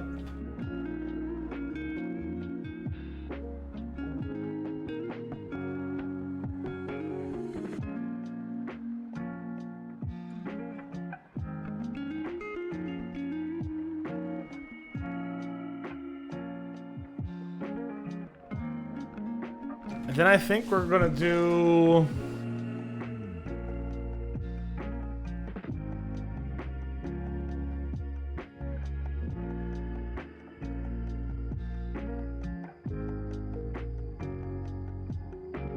I'm in between Quicken Spell. I'm in between Quicken Spell and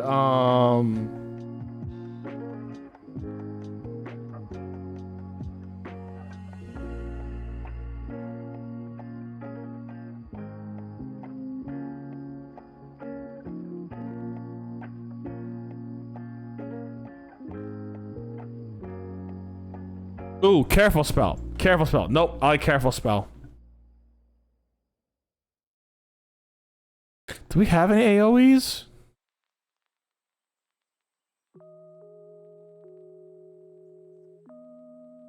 What does color spray do?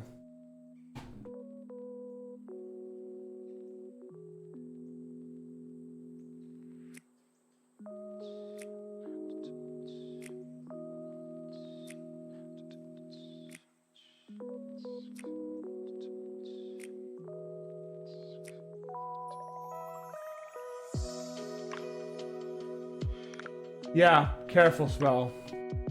Careful spell's important, especially for things like color spray. It's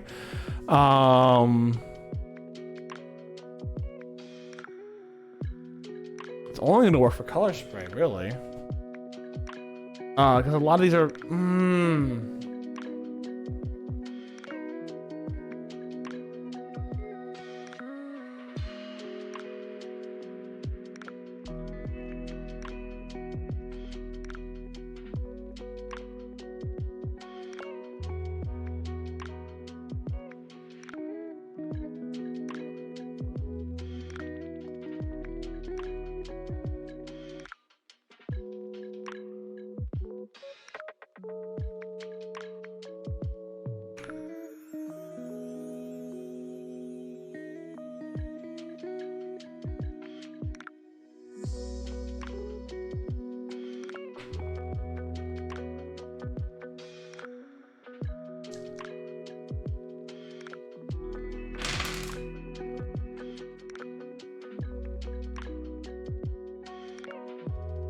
I'm gonna give careful spell. I like careful spell just as a concept.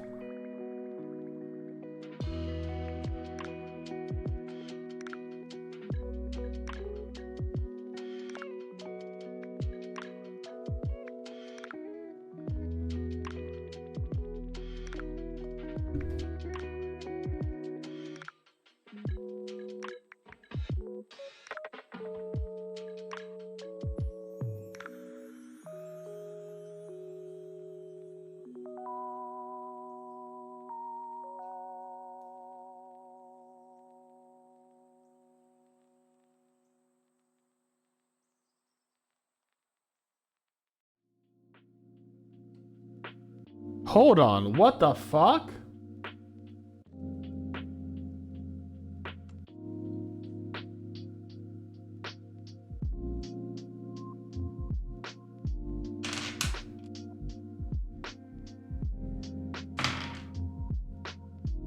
Color spray doesn't work with it then. Holy shit. So color spray actually doesn't have any DC saves. Oh shit. Wow. Okay. Color spray's, yeah, the careful spell's not gonna work, actually.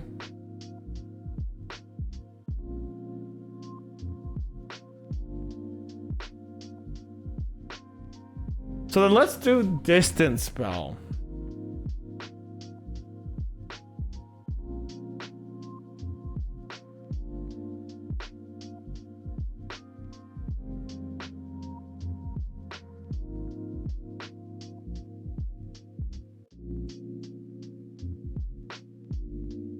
But it's...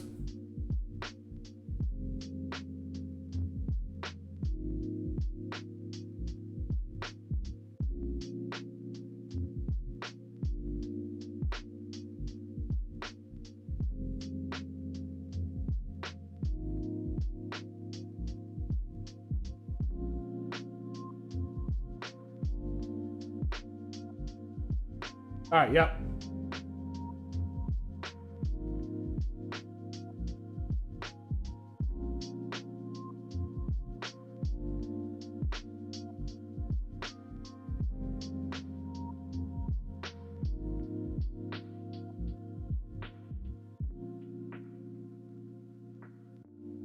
I like that.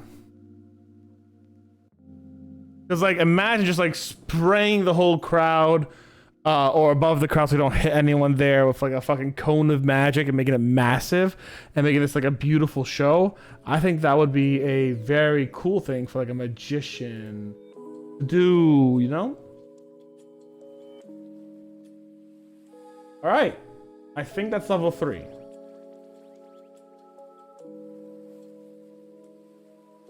It is.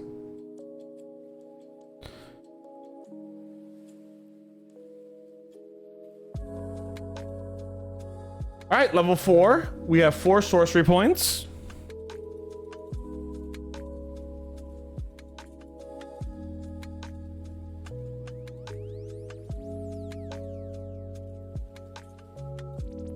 We have 1 more spell known and a 3rd level 2 spell slot. And I think after being frustrated with being unable to choose their 1st, 2nd level spell, they're going to choose one that's kind of more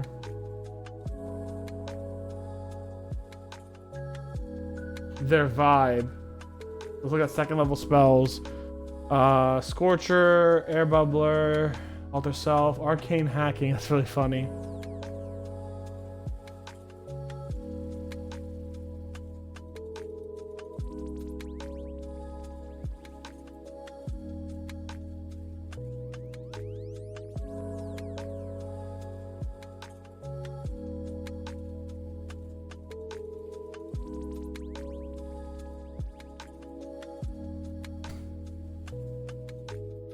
I think we're gonna go kind of with a fire breather vibe and give them Dragon's Breath, something that's generally offensive, and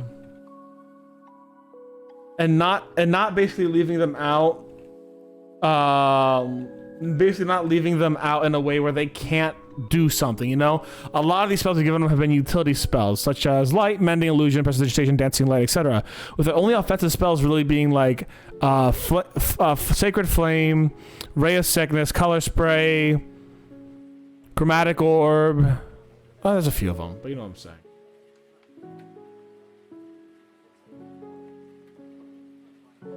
Oh shit, I think Lunar Sorcerer actually does one more thing. Hold on.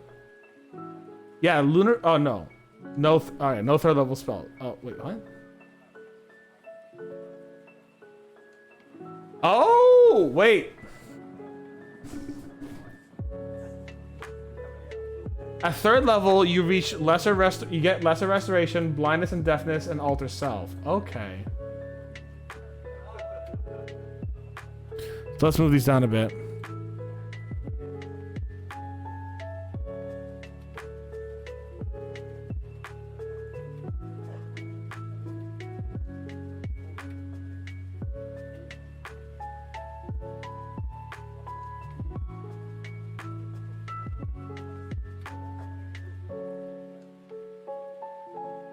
A little bit of support here too.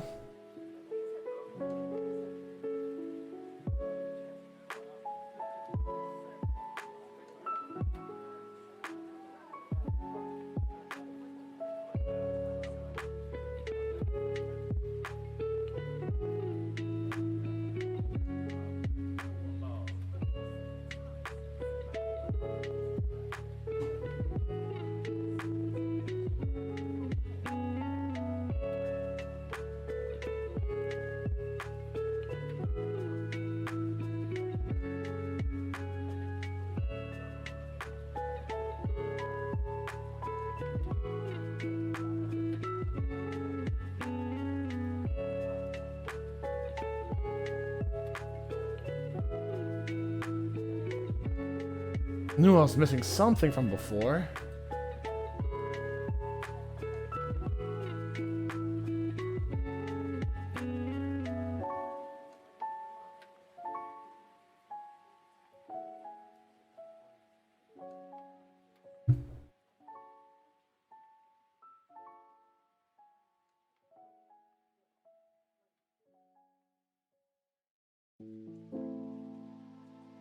Oh yeah, we got Dragon's Breath on here, right? Dragon's Breath, yeah. 4th level. Dragon's Breath is good. Now we have ability score improvement and sorceress versatility, which is optional. Let me read that.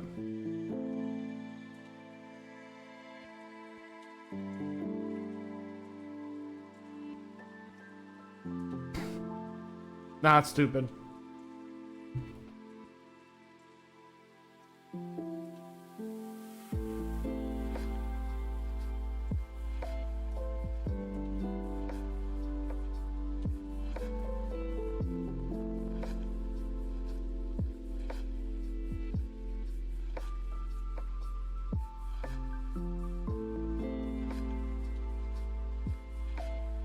I'm gonna take a look at the feat section. I usually, so in my games, I'll do both, allowing people to do yada yada yada yada. I do feats and things, but like, let me see if there's anything for feats in terms of like meta magic. I think there was. Yeah, hold on.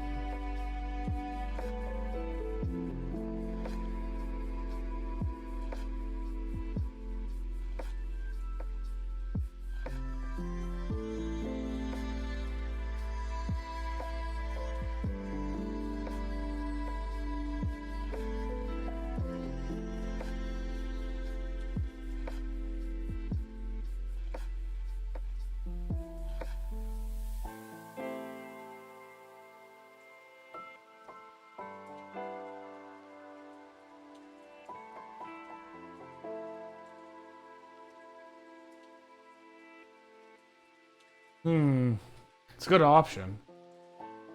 But I want to flavor this more.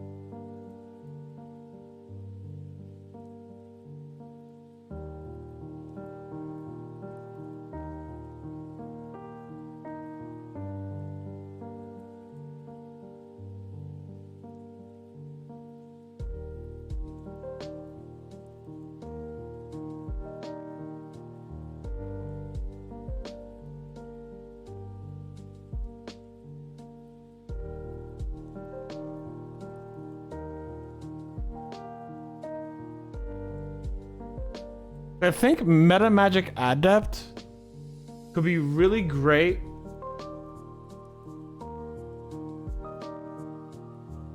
in the future when like this character learns how to mature, right?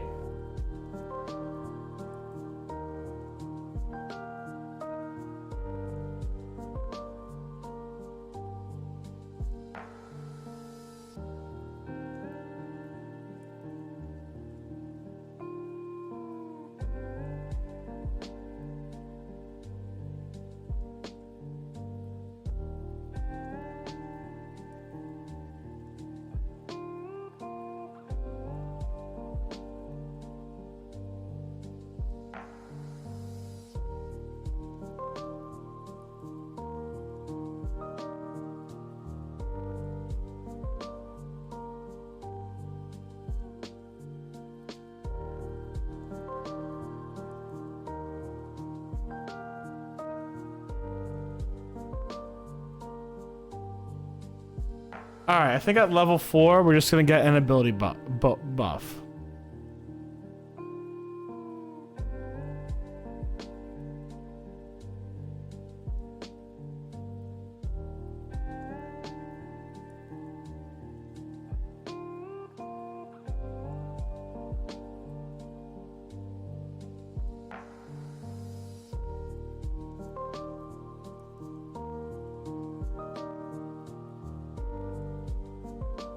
I think around level 8, the meta magic thing would be great for a story, mind you. For the story, not for like, yeah.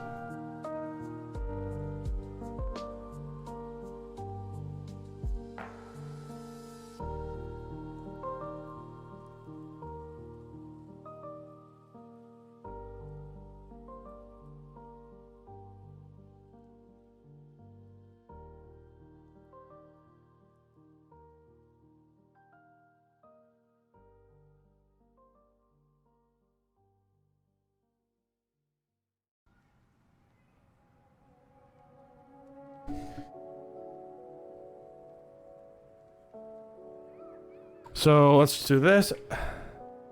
Oh, so what are we gonna do? So we're gonna add 1 to charisma. 18. You got 4. So that charisma is gonna be now 6 and 14.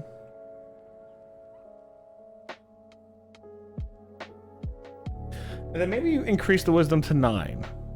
Symbolically speaking, that they've gone out, they've started their adventure, they're learning, right?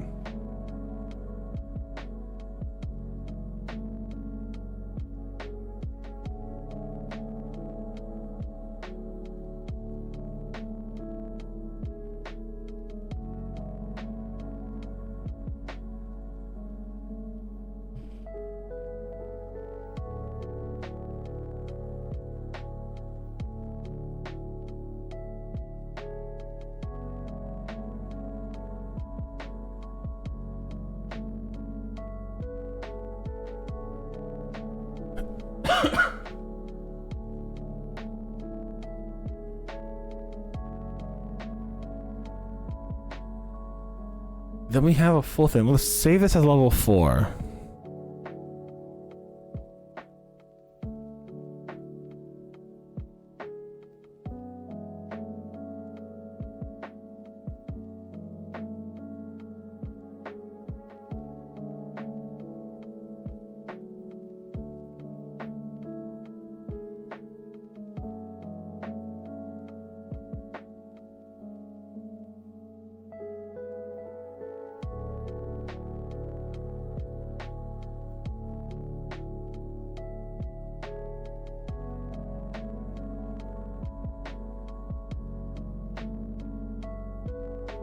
Anything else on level 4 sorcerer?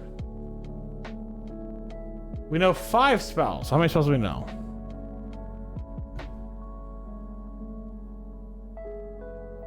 One, two, three, four, 5. All right, so we do know 5 spells. Perfect. Okay. Anything else? Well, it's time to neaten up this character backstory.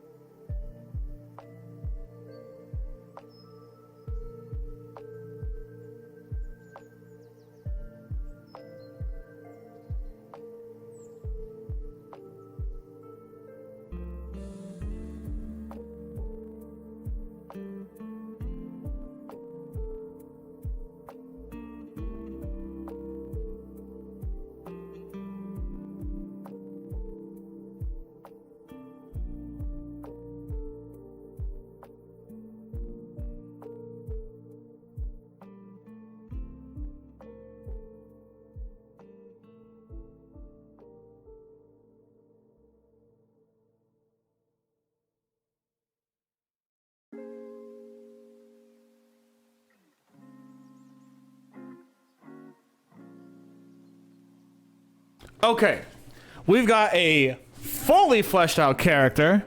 I think this is a fun character. Let me get something changed up on the level 1 document. You guys, I don't know if you guys will see it, but I know I will.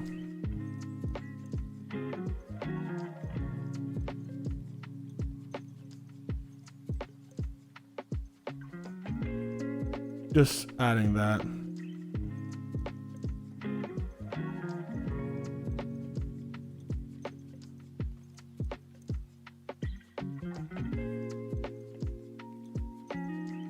Okay, so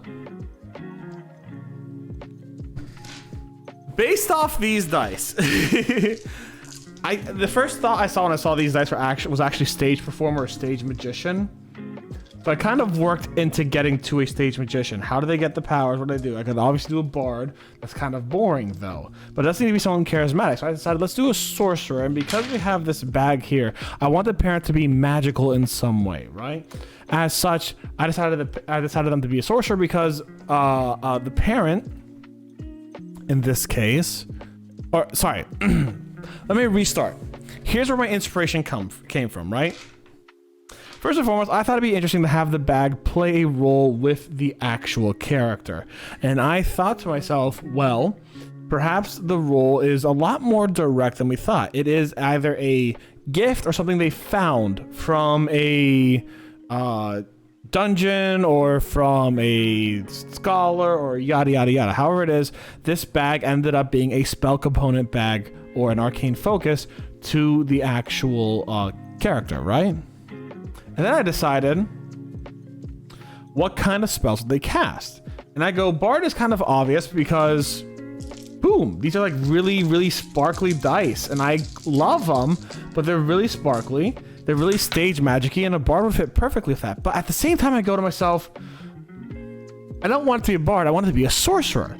And then maybe this bag came from one of their parents, the magical parent.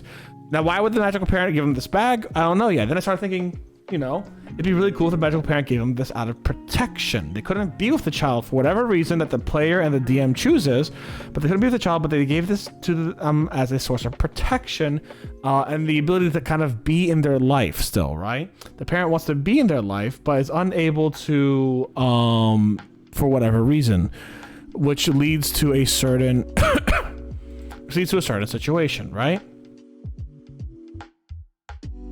I like that so far. So we have the backstory, nice and simple. The character is a child of a magical being influenced by the moon. This is up to the player how they want to do this, and an elven parent, giving them a unique but clearly elven look. So they look like an elf, and they clearly are an elf, but they look a little different from your normal wood elf, high elf, etc. When born, the lunar parent gave the elven parent a small arcane focus bag for the child, stating that the child will grow up like with magic powers and would need the instruction written within. Maybe there are pages actually within inside there with handwritten notes from that parent, whoever that parent is. The bag serves a dual purpose. The bag itself can watch and observe the person who holds it and communicates general emotional opinions, similar to gut feelings to the character. While the lunar parent's motivations are unknown, they are clearly protective over their child, as indicated by the several spells the child actually learns that tend to be defensive or protective in nature. This includes spells like Shield from the full moon thing, Mage Armor, Lesser Restoration, Mirror Image, Alter Self, Disguise Self, etc. A lot of these spells tend to be protective, not always offensive. The elven parent works as a blue-collar job, carpenter, blacksmith, etc., up to the player's choice. They've helped to instill a strong sense of loyalty, love, and kindness within their child, the character. However, the character wants to be a positive impact in their own way. They don't want to follow the steps of their elven parent. After accidentally casting their first spell, they've wanted to become a stage magician, which is where we start getting the colors influenced here, right? It's a bright, poppy, really beautiful color. They're wanting to spread joy to children around towns. They often perform at local orphanages, town centers, and schools. So this character, who is a young adult, really does appreciate children, wants to work with children to some degree, and kind of understands how children can feel left out, especially if they don't have parents. Like they do. They have one loving parent, but they are missing one. Hey, research. After a few years, they've chosen to leave their town, seeking answers about their lineage and why their pupils seem to always be in the shape of a crescent moon. And the crescent moon, as you guys are aware, it ends up casting spells like color spray, which is something they've used for their own magical things. Black male botanists, green. They're green. they just look black because of the thing, but they're actually green. They're very, very green. Just like a very dark green. Like, there you go. See? Green. But yeah, I think we made a really good character just kind of based off this dice and bag set. I think, and I hope Loki enjoys this character, because while it's not, you know, a character they've made, it's a character that they've inspired me to make, and that I'm gonna give to them to use as they want, as they like, etc. Yeah, I'm very sad with it. 26 HP at level 4. Caring, the character is creative, caring, curious, and honest. They have ideals towards loyalty, towards relationships and responsibilities. They have a strong bond with their remaining parent and strong bonds with other children wanting to bring joy through the staged magic. They are short-sighted, naive, and have some abandonment issues, but in reality, but because they don't have their parents, so they have struggles with, they may even have struggles with actually creating long-lasting relationships. The charisma is obviously their highest stat, with things like dexterity, constitution, intelligence coming next. Their wisdom is their lowest stat. However, after they started leveling up, their charisma, their wisdom rose a little bit because they started experiencing the new world. They don't have many weapons, obviously. But they are able to play the kalimba. They really enjoy that, and for some reason, let's say the kalimba has like a lunar theme of some sort, or let's say the kalimba is a gift from lunar parents.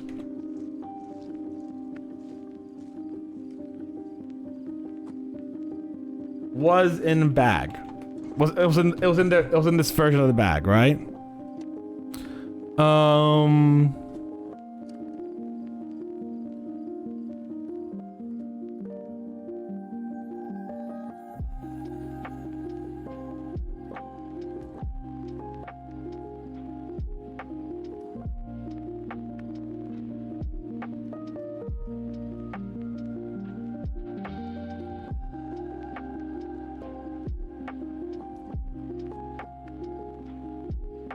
So we actually did a lot of focus with the sorcerer on the parent, which is something that I've never really done. This character actually is kind of like two characters in one.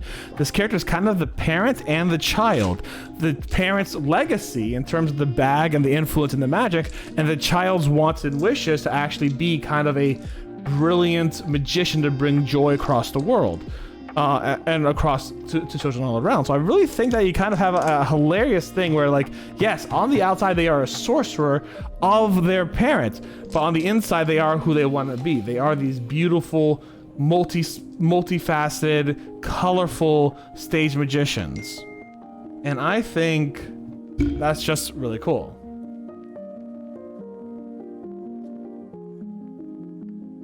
I think that's just really cool. Hopefully Loki enjoys this character and can use them to their wishes. I hope so, at least. I like this character. What do you guys think about this character? If you're watching this on YouTube later on, tell me what your opinions are. And if you're not watching this on YouTube, that's a-okay. If you're watching this on Twitch, hi. Welcome, research, hi. But I'd love to know what you guys think. Hold on one second, something weird happened. Oh, Amazon Prime went today. Okay, we reordered Amazon Prime today. That's why I was. Yeah. Hopefully you all enjoyed this character creation. If you guys want me to make you a character based off of a set of dice, you guys could do so by either buying some mystery dice over on Throne or sending me a Ko-Fi of basically $15 to get you a set of dice. I mean, I'm not shipping these dice out to you. I'm keeping the dice. They're part of my collection. But I am making you the character to keep. This will be your character. All that good stuff. But yeah. Basically, I'm doing like, that was like 2 hours of work. Creative work to make you a story character for whoever you want. So this Luna Sorcerer is now all yours, Loki the Octo. Thank you very much. I'll be sending you these sheets in just a few minutes, quite literally. And hopefully you enjoy them. I know I did. And again, for you guys to take a look at these beautiful, beautiful dice that Loki has sent me with their bag. I quite like it. I didn't get any evil forces, like the color of the eyes, like it doesn't make me feel like it's an evil parent or anything like that, but like I think we have a really interesting thing. And once again, mouth feels 4 out of 10, maybe 5 out of 10 max. Well, don't like the mouthfeel that much, I'm not gonna lie. I will send a picture of this to the Discord so you guys can see it in better detail.